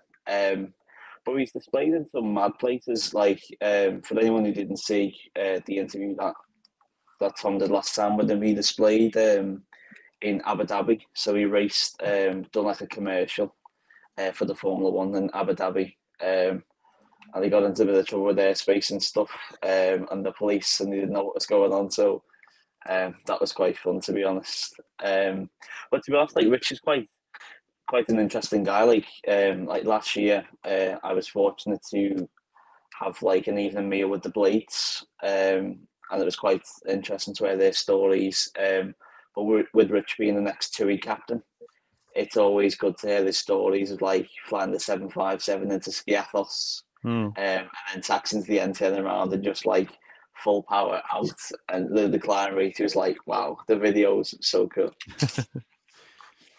Obviously, for a lot of people, they know Rich for his Pitts aircraft. Obviously, for anyone that watched the one that the interview that we did with Rich, obviously he'd been mentioning about the jet pits, and obviously that's now come to fruition, and it's obviously going to be on the display circuit as well.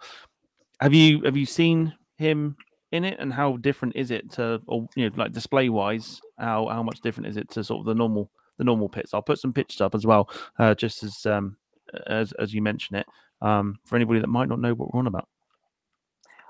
So I think like what we talked about over the past couple of months is that during the display, like the jets won't be on all the time, because he has to have a separate fuel tank for the jet pits to run. But he says when he takes off, he can feel the acceleration of the aircraft, like it feels completely different. But he said it's much cooler to do some of the maneuvers just because of the sheer power. He said the prop's powerful enough. He said, but the jets take the power to another level. But it's like I said, it's been back and forth testing all the time. There's been a few hiccups and stuff, but he's like, he knows what he's talking about and he knows what he's doing. And with the help of like some of the people that he knows, like things have gone really well. Good stuff. Obviously, myself, I've not seen this one, but I know that any displays that that Rich does is always very, very eye catching, and one of those ones you always remember. Jack, I suppose I'll hand this over to you. You've seen Rich's aircraft. He's gone. Thanks for that, Jack. Appreciate that. I know he's back. It's fine. Jack, you've seen the aircraft from Rich. Yeah, I did. What's your sort of thoughts on it?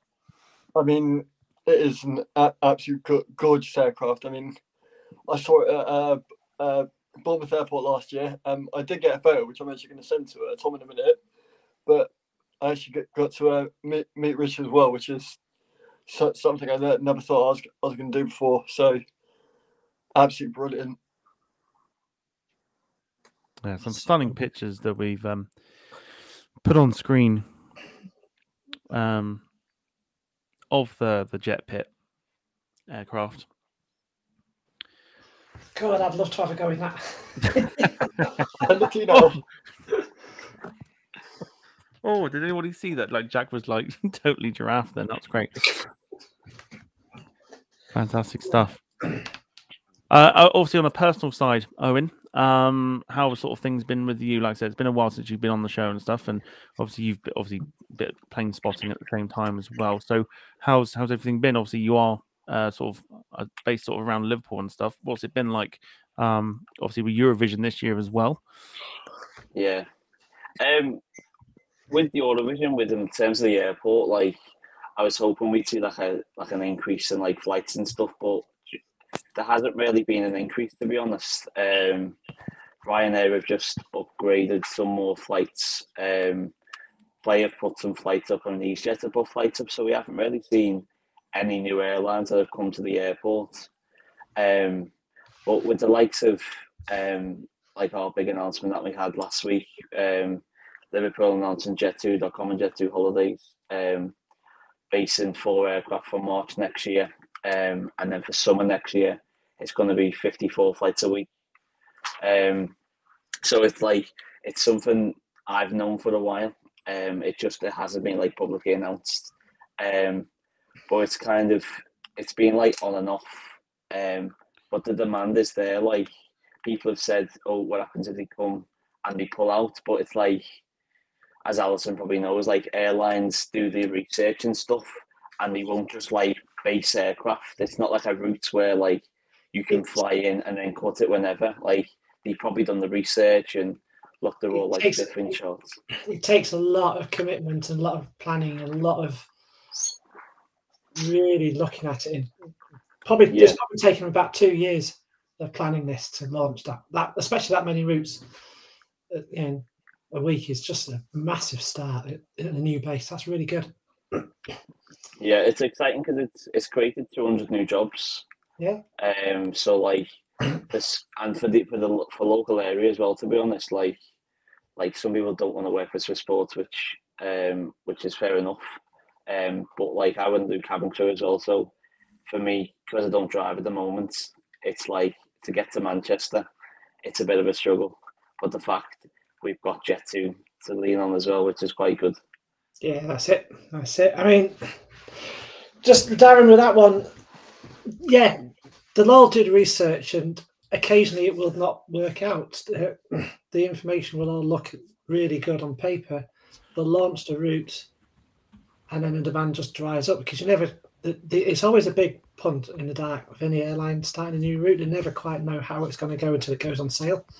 Yeah. And you can do all these surveys and focus groups and planning meetings all till they're blue in the face, and then as soon as they put it on sale, if the sales aren't there, then it doesn't sell.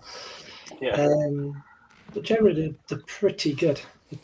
And a lot of airlines get a sweeter deal off airports and areas and towns and cities, the pairings to bring traffic in as well. So if they tend to get them over that starter grace period, so it helps them off. Yeah. I see Jack's done a runner again. He's not. Oh no, tell lies back. But no, it's good. That I think it's a great deal. I mean, it's all going to be Airbus as well, isn't it? If I remember rightly. Yeah, so at the moment it's for 737-800s. Oh, they're starting on the 737s there. And then eventually it's going to go to the Airbus, Yeah. which will be nice because we already have the equipment for the Airbus and stuff due to it operating with Air and stuff in the EasyJet. Yeah. So it's already there. Like, but we'd love to see long haul routes, not with no connection. But our runway at Liverpool isn't long enough to take.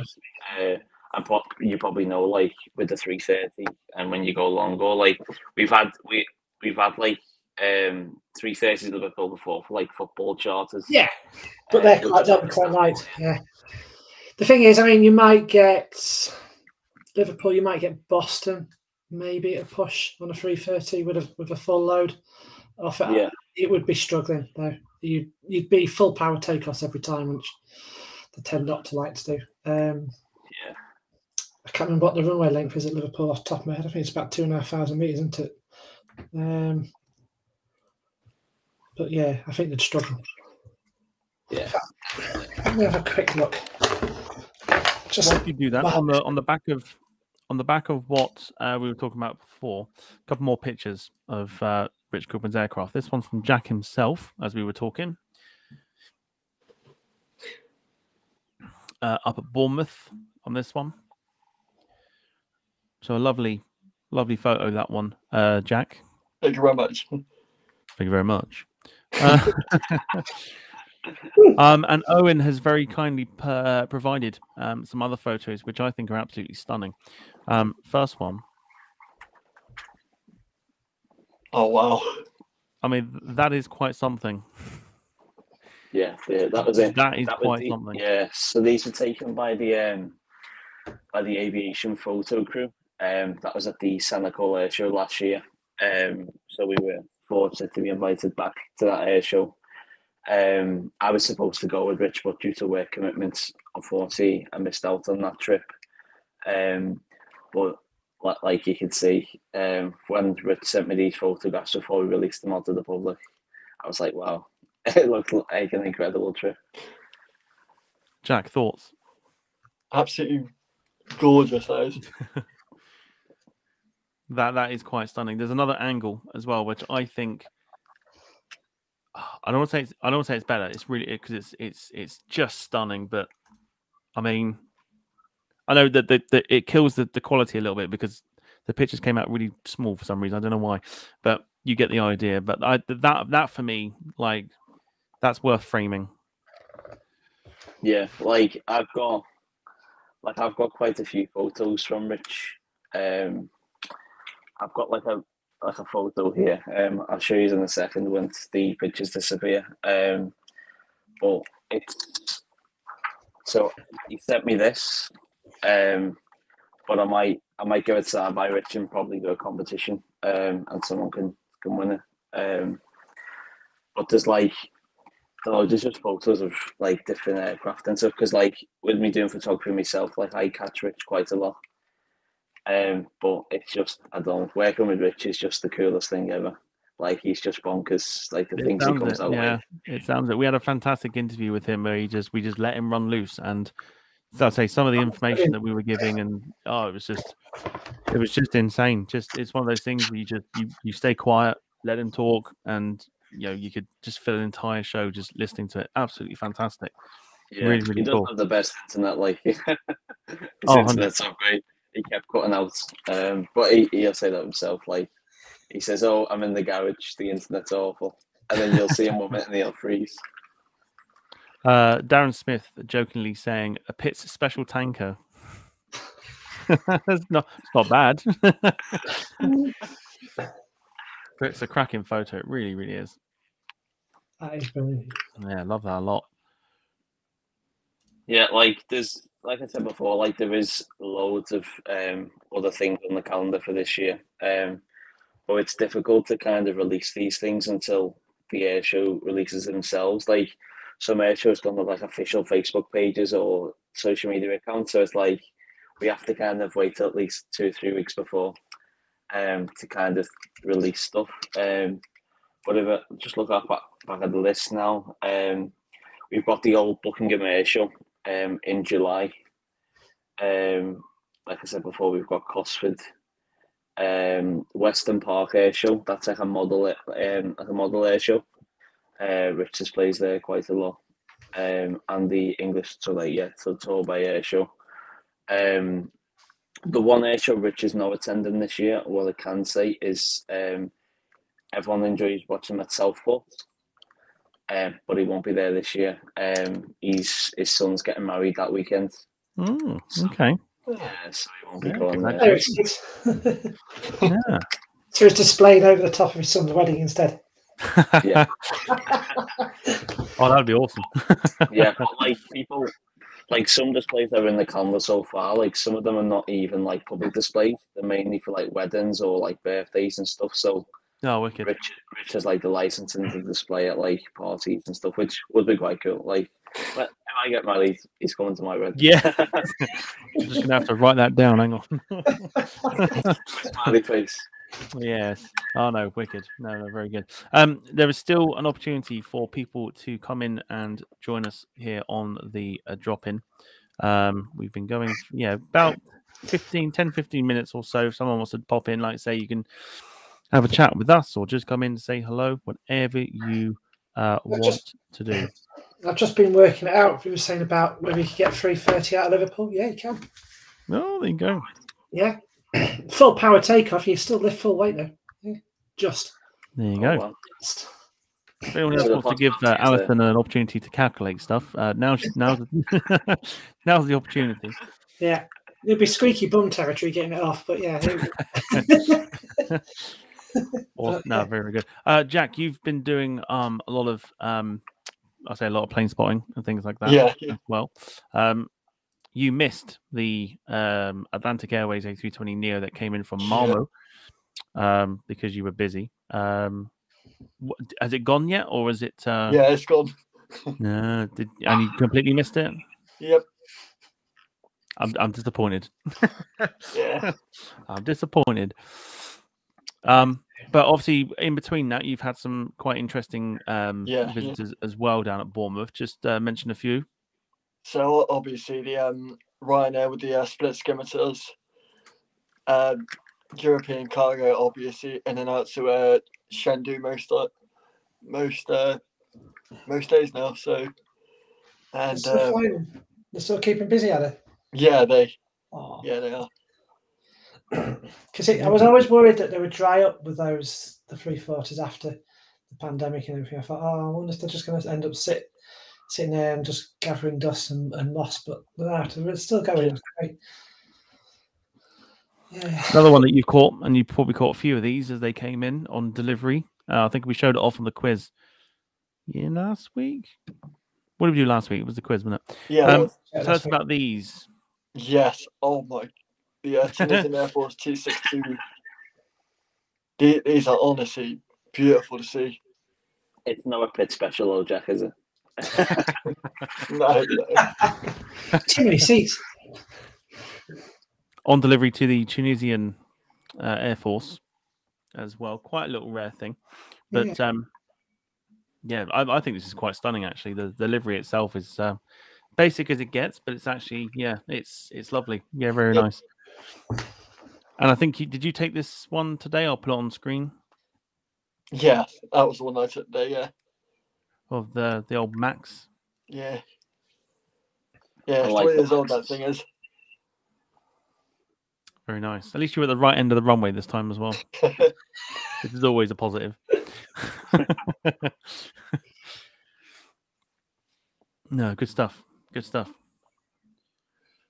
Tell you one thing, that angle really does show how big those engines are now on the Maxes.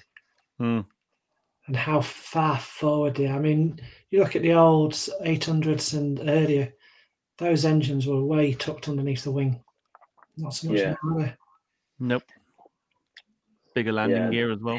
They are cool, and Max is like with my job, like getting up close with these Ryanair aircraft and going up close with the Max engine, like seeing the blades and stuff up close, it is quite cool. Like beautifully designed engines, aren't they? It's a beautiful design. Like when it's windy, when they move, it's just they take a while to start up, but it's like it's just amazing. It's such a nice looking aircraft, and I think with it having like the split scimitars and stuff, it does suit it really well. Send this one to Tom, and he can maybe stick it on. Go The for Neo it. engines on the 330s. Oh, What's it do? Is it Twitter? yeah, I'll send it on Twitter. Just so I can prepare. Just gotta find it first. I've been to Heathrow since to see the 330s. I remember being at Myrtle Avenue for the arrival of Billie Holiday. That was quite cool. Because the sun was shining all day, and then when Billie Holiday was coming in, the sun went behind the clouds. Now after landing, come out again. Like, That's great. just that typical, isn't it? It's always the way. It's always the way. But I've been fortunate to um, see it, see the 330 Neo in a couple of occasions. The only sunny time I've seen it was when I didn't have my camera with me. So I managed to film it with my phone. But other than that, I've got pictures of it from the last time I went to Heathrow and stuff like that, and it was a little bit cloudy and stuff. But the profile of it is the Neo's beautiful. it's stunning. It really Yeah, is. really, really nice.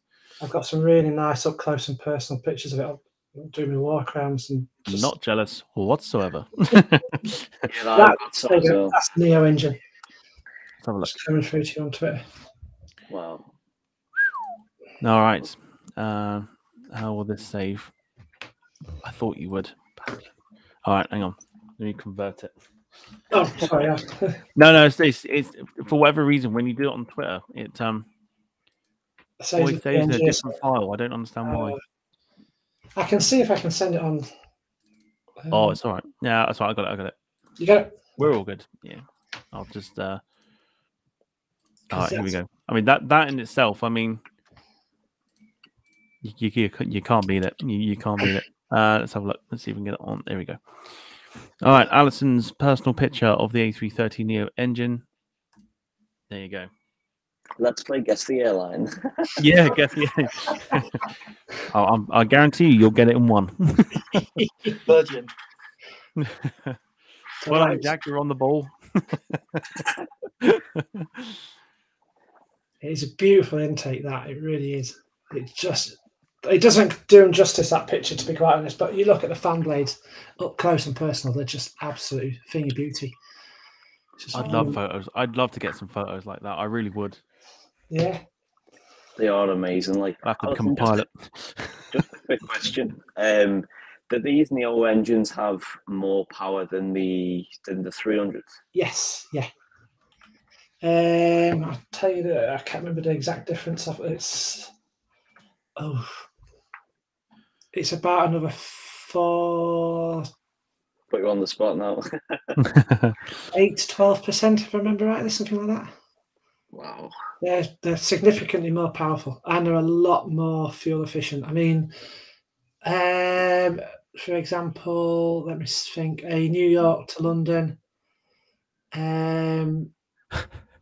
particular on the COs on the 300s would be burning about 40 tons, 35, 40 tons of fuel. On the Neos, we're burning about 29, 28 tons. Wow.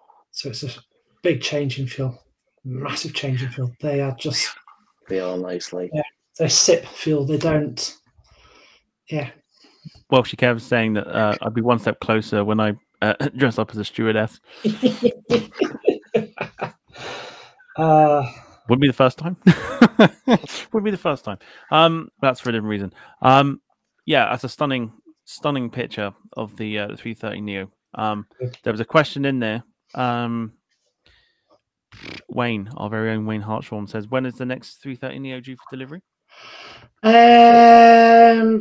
Neos, I think it's back end of this year, but I'm not 100% on that. It can slip off. The next one in is Bob, which is the 350 Leisure, and then I think it's 2 more 330 Neos and then another 350 or something like that. So I can't remember exactly, but yeah. How many have they got on order? Do you know? Of the Neos? Neos, yeah. 14, I believe. 14. Yeah. I think it was 14, including all the options which they've taken. Is that in direct, kind of like a direct replacement for the 300s? Some are. Some are. Yeah. I can't say too much for commercial reasons, but no, that's fine. Some are and some aren't. As as much as I can say. That's fine. Yeah, it is going to grow the fleet a little bit. So, Yeah, no, that's fine. That's fine. Just yes or no would no, that's fine. Yeah, no, that's absolutely fine. Let me find you this. Oh Christ! See, now I've started something, and then Carl's put a super chat in there for a chili bean. Oh boy. Oh boy, I'm not doing this again. Literally, the amount of people were donating yesterday just to see me suffer was mental. Please don't start again. Please don't start. But Welshie Kev asking, when an airline puts an order in, is their allocation placed in a queue, or can they jump the queue if they pay more? No, they can't jump the queue. They'll just go into a production slot. You'll buy a slot somewhere on the production line, and that's it. So it's first come, first serve on the production lines. You can, some airline, you will be able to negotiate for breaks down the production. So you might say, I want the first one here, and then you can give me it 6 months later, and then they'll plan it in. But generally, it's you order it and it's booked as it fits in the slots. So yeah, you can't push somebody out. You can't say, Emirates can't go along and say, I'll pay you twice the list price for $350 if you put me in front of the queue. I saw the other airlines go, well, I can say we'll just bugger off to Boeing then. Somebody that you all know, Owen, Andy, is in the chat. Who's that guy? His name is Jack Rolls. I like it. Good deflection. Yeah, you'll know Jack Rolls from his cooking series on YouTube. Which would be fantastic, by the way. I mean, everyone's making them. So everyone's making them. You haven't seen Alison, have you? Oh no, mind you, I don't think you would have done. Jack making a cup of tea. I did. You have seen that, haven't you? You have seen that. You showed it at the end of the last one. Yeah, that's right. Yeah. The last one before the quiz. Oh, it's terrible. I haven't got it to hand. It was 50-50 milk and tea. Yeah. Oh, it was like 5% water, 95% milk, no colour to it. But Welshie Kev says, cook with Jack. I don't think you could do that one because I think there is a channel on YouTube called Cooking with Jack. So that would be taken. So you can't have that one, unfortunately. Can't be any worse than mine, surely. Oh, you haven't watched it, trust me. The guy cannot cook to save his life. So much that he's like literally chucking ingredients together and trying to make it work. My favorite one of all time that he's done, and just quickly going off topic, is what do you call it? It's like his Aunt Myrna's party cheese salad. And you think, party cheese salad? What's that? And it's literally jelly, pineapples, spring onions, cheese, lime,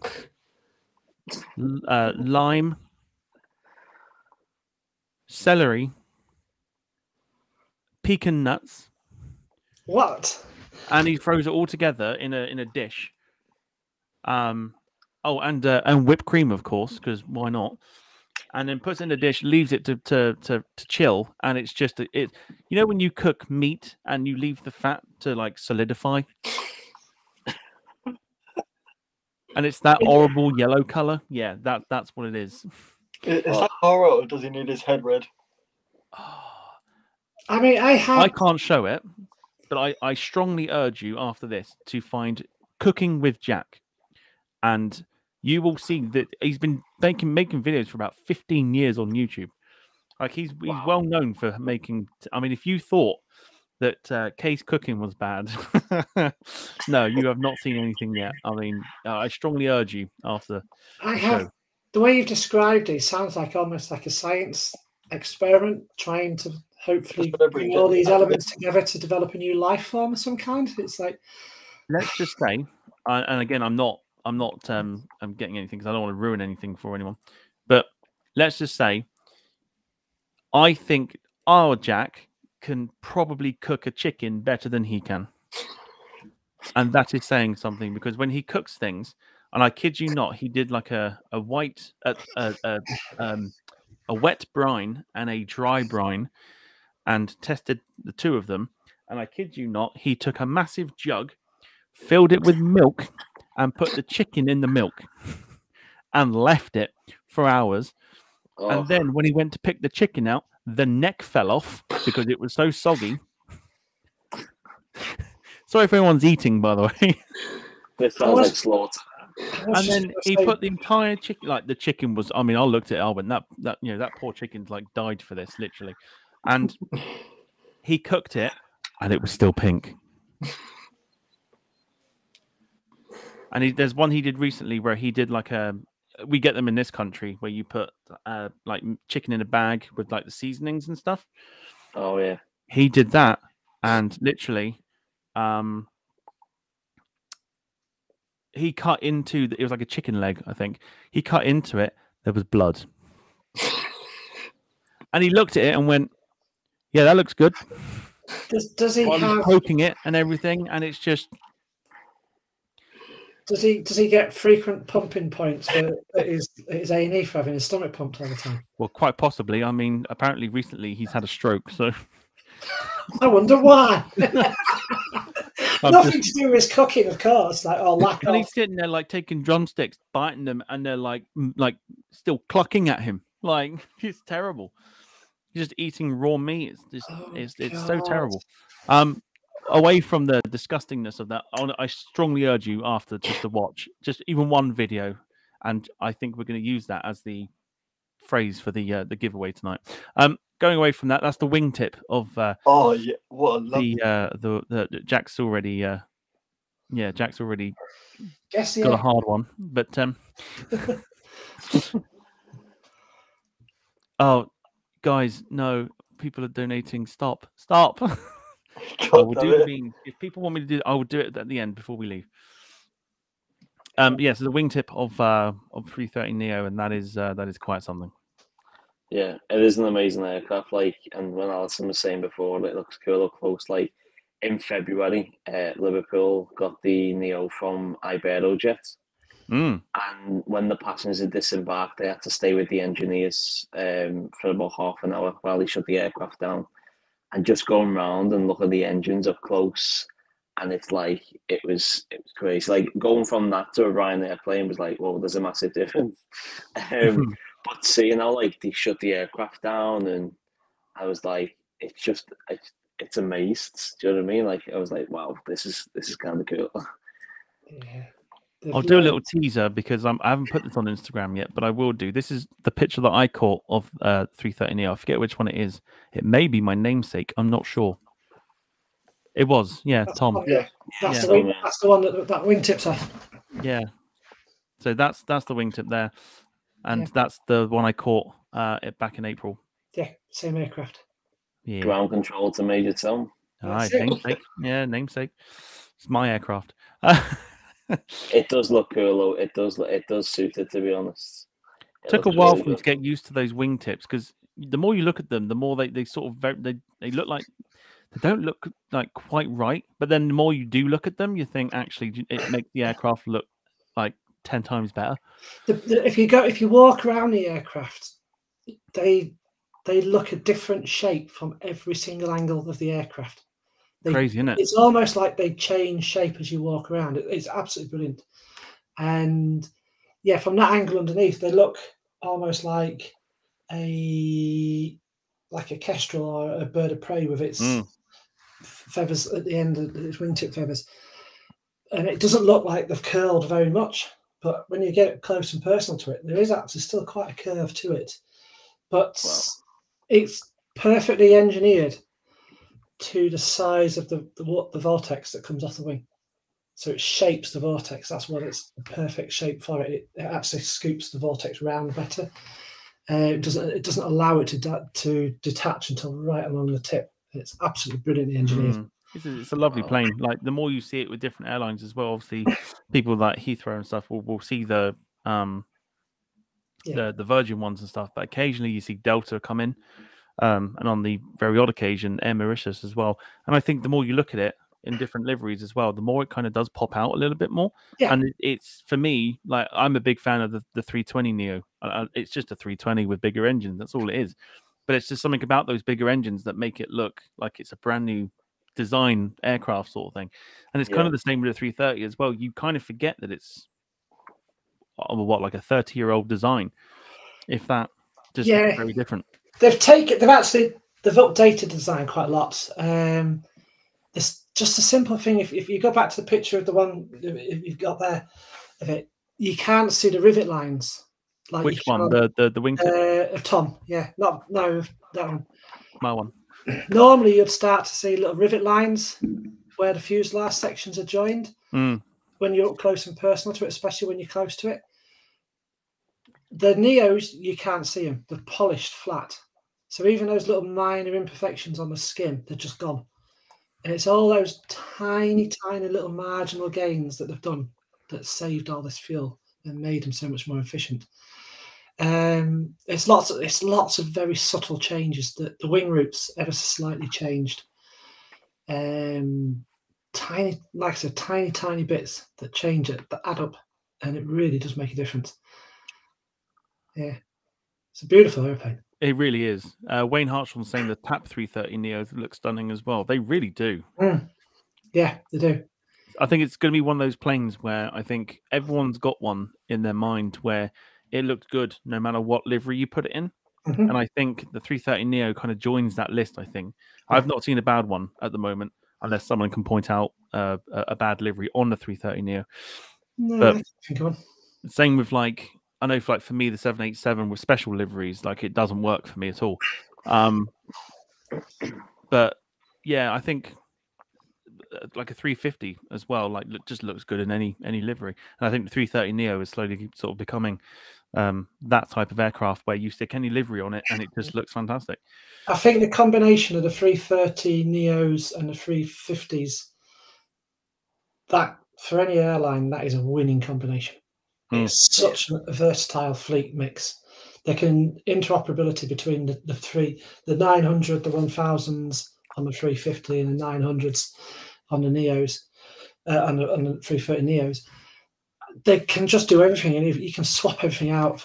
It's just a perfect airframe fit for a long-haul operator. No bias here, everyone. No, seriously. I mean, it just... Yeah, because you can swap it out on a lighter day. You can put a Neo on it. On a heavier day, you can put a 350, a 350K on it. And they'll just swap in and out so much easier because the crews can all fly each other. The cabin crew can work on everything. The engineers can work on everything because it's common line replaceable units on them all. It's just such an economic fit for any airline. Yeah, definitely. Opinions around the room. I know Alison will probably agree with it, but we'll go for it. Welshie Kev says the A350 is probably the best looking aircraft at the moment. Yeah. Everyone's nodding, so like everyone's like, "Oh yes." I like the Neo with the mask though. The Neo with the mask looks really smart. Zara Basque, yeah. Yeah, we just need a Virgin Sky team with the mask on the Neo, and we're sorted. I don't know if they're going to do one in Sky Team colours or not. I'm not sure.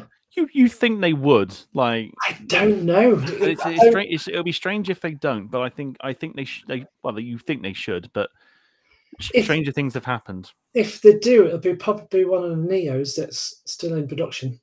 Yeah, it will turn up. Yeah, it will turn up and it'll be out the thing. Yeah. But then again, like, or the 350.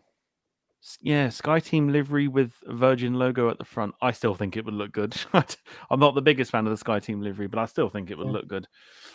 The Pride one, GV Pride, I love the aircraft because of what it stands for. Yeah, I'm just gutted they didn't do a bit more with that Pride element in the design. It's very, if you look at the Vara figure at the front, what you used to call the Flying Ladies. It's very, you've really got to spot that Pride element on it. It's only really the laces and the flashes on the shoe that give it away. What would you do to it then? What would you change it? I know what I would do if I was. I would have changed the flag. Yeah. I would have put. We have a Virgin Pride flag. Okay. Which is basically the Progress Pride flag with Virgin on it, sort of thing, and it's what they use at Pride all the time. I would have put that on it instead. I'm gonna see if anyone's done a render of it because I've got one in my head. What I would do is I'd do the same thing. Yeah. I would change the flags at the front, but I'd maybe change the color of the Virgin on the tail and put that in the Pride flag, maybe. They're very precious about that. The red on the white on red. That's their brand logo. It's their brand image. They do it for Pride Month and they do it for other stuff temporarily. But the problem with doing it on the carbon fiber tails is the changing of the paint. Well, yeah. No one's done a render of it. I can't show it. There is a couple dotted around of the different figures they had. I don't know if they've got released to the public or not. Let me see. I nearly clicked end stream then by accident. I was clicking off of something and I've very nearly clicked end stream then. Oh, that could have been interesting. Let's have a look. Carl is still donating. He really wants me to have more of these beans. He's trying to like entice people to get a bean train going. Pound of bean. Goodness me. Yeah, no, other than that, just while you look through that, Alison, I think what we'll do is we'll start to wrap up everything, I think, because what we now just over 2 hours in. So we'll begin to wrap up everything. Now, because we have a few people here, we'll do some shout outs and everything else because we like to do that on the show. Anyone that's got a shout out to make on in the chat, get them in, and we'll show them on screen as we do ours. We'll start with you, Owen, seeing as you're here. Obviously, first of all, thank you for popping in, of course. You want to do some shout outs? First shout out goes to everyone that said hello to me in the chat. I tried to say hello back, but the screen was going too fast for me to say hello to everyone. Also, shout out to Rich as always. He's a cool guy to work for. But also, I can't leave without saying a shout out to me good friends at Airliners Live. A good team that I get to work with. And be a part of. So yeah, to Andy, Martin, and all the mods, and the rest of the team at Airliners Live. Thanks so much. Yeah, good stuff. Watch this space with Airliners Live. That's all I'm saying. Jack, over to you. Yes. Right, no problem. So, first of all, I want to say a big thank you to you, Tom, yet again, for a fantastic stream. Aye. So obviously, my mum, my dad, my brother, his fiance. To everyone that supported me on YouTube, getting me to 100 subscribers. I did not expect that whatsoever. And to the mods and all mods, Wayne, just such a nice guy. Caitlin. Ian, Steve, but all in all, just to everyone of the chat as well. You guys are just absolutely brilliant. Good stuff. Good stuff. No, he hasn't won an Oscar. Yeah, he's not won an Oscar, sadly. But he's won our hearts, so there you go. Bit of cheese to end it there. Alison, over to you if you want to do just a quick few shout outs. Yeah, just a quick thank you for everyone joining in, asking the questions. It's always great to spread a bit of knowledge and a bit of help people with understanding more about what we do in the pointy end of the flight decks. And yeah, any questions you do have in the future, just shout them out, push them out, and I'm more than happy to answer them, be it aeroplanes, be it anything else, people like me, trans people, that sort of stuff. All for educating and helping people. And thanks for being a great bunch of people in the chat, really supportive as always. It's an amazing community we've got here. It's brilliant. And as I always say, if you can't be nice, don't be doing anything. And that's it. So, and we have a absolutely amazing bunch of people here. So, yeah, all credit to yourselves. Good stuff. Yeah, just for me, like literally, big thank you to everybody that's watched this evening, everyone that's taken part. Obviously, Jack, Alison, yourself, Owen, Rob. You've been doing this for a while now. I forget who came in. Apologies. Yeah, so just everyone that's kind of taken part this evening. A massive thank you to you all. And of course the mods as well. I know Ian was in there at some point. Wayne obviously doing wonders. Carl for the donations. I will have a Carolina Reaper bean just because of it. God help us all. But before we do, there is the slight little thing to do about a giveaway. Now, obviously, we do these on the model shows, but obviously tonight's not a model show, so we're going to announce the winner next week. But I'll show you exactly what we're going for. If I just bring myself up onto the big screen. Hang on. Oh, that sounds good. There we go. There we go. Got there in the end. So this week, or this time, for our giveaways, we've been giving away 400 scale models, but this time round, we're going for something that a little bit bigger in more ways than one. So we're going to be giving away to one lucky person. Oh, yes. Emirates A380. Emirates, Etihad. Emirates, close enough. Etihad. Close enough. It's been a long weekend. It's Etihad. I'm just trying not to. Yeah, whatever. British Airways A320 is up for grabs. For anybody that might want it, of course, how it works, there is a particular word or phrase that I will ask you to put into the chat, please. Comments at the end of the show. It's got to be at the end of the show. I don't know why I keep saying everything else. Lots of people loving the loving the fact that it's a 380 and stuff. Let me just put everything back to normal. All right, let me have a think about what we could do here as the phrase for this evening. What could we Fanny do? Schmeller, maybe? Hey? Fanny Schmeller? Say that again.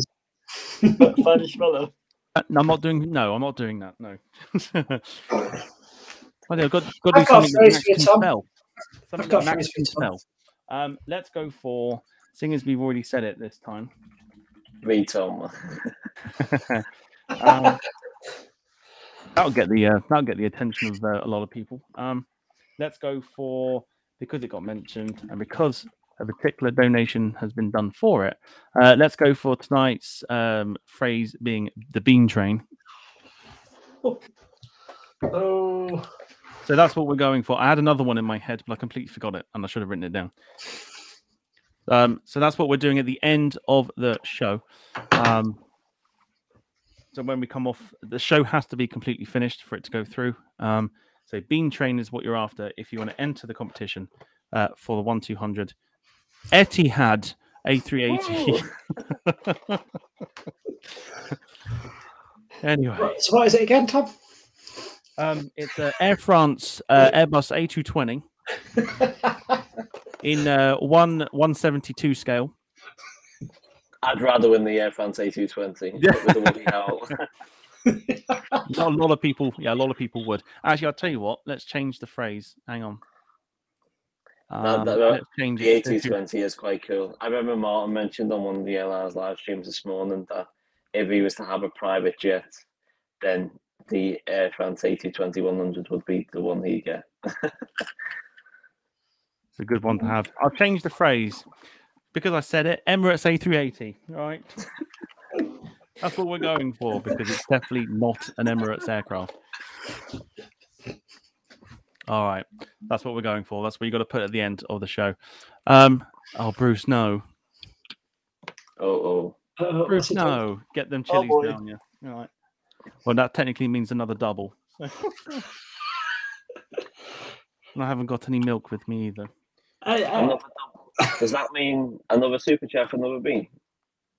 I put a thing out on the thing yesterday, on the sim stream last night that I didn't think anyone would pay any attention to, where it was like, if you want to see me eating these bastards because they are hot, I was like, for each Carolina Reaper, like literally a $5. I just thought I'd put a name out there. Lots of people went in for it. So I ended up having like 7 or 8 of them, I think it was, throughout the entire stream. And it was just, it was mental. Yeah, it was mental. And I promised that I would do two today because people were very kind to kind of give me the night off after I'd taken about 7 or 8 of them. And now I've got to take another 2. It's like popping pills at the moment. And the after effects? Hot mouth. Next day. That's about it. That's about it. No. Michelle Johnson, the phrase is Emirates A380 because I got it completely wrong. I'll leave it on the screen just as we go out here. God. All right. Say me goodbyes at the same time. Okay, here we go. We've got to chew them and say goodbye. It's going to be a lot of fun.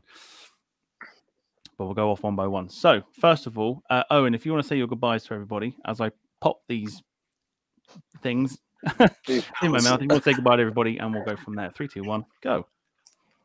Bye.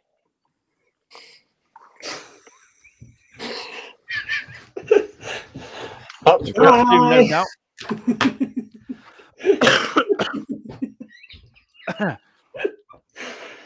Alison, if you want to say goodbye to everybody. Yeah, thanks for joining us. Thank you for choosing to fly with us. Come back again next time. We'd love to have you on board again. Bye. I love that. I love that so much. We'll chat soon. Back at the throat. Jack, if you want to say goodbye to everyone. Right, guys. By the Lord Jesus, and I hope Tom recovers quickly. Goodbye now. Oh my God. All right. And the final one for me, put Emirates A380 at the end when we're finished. Not right now. Otherwise, it won't go through. But I'll see you on Tuesday for the flight sim stream. If not, I'll see you on Saturday for another flight sim stream and Model Mania next week. I'm off to get some milk. Enjoy the end of the show. Cheers, everybody. Bye, bye, bye, bye. Where is the video? Get me out of here. Bye. Got something to tell you.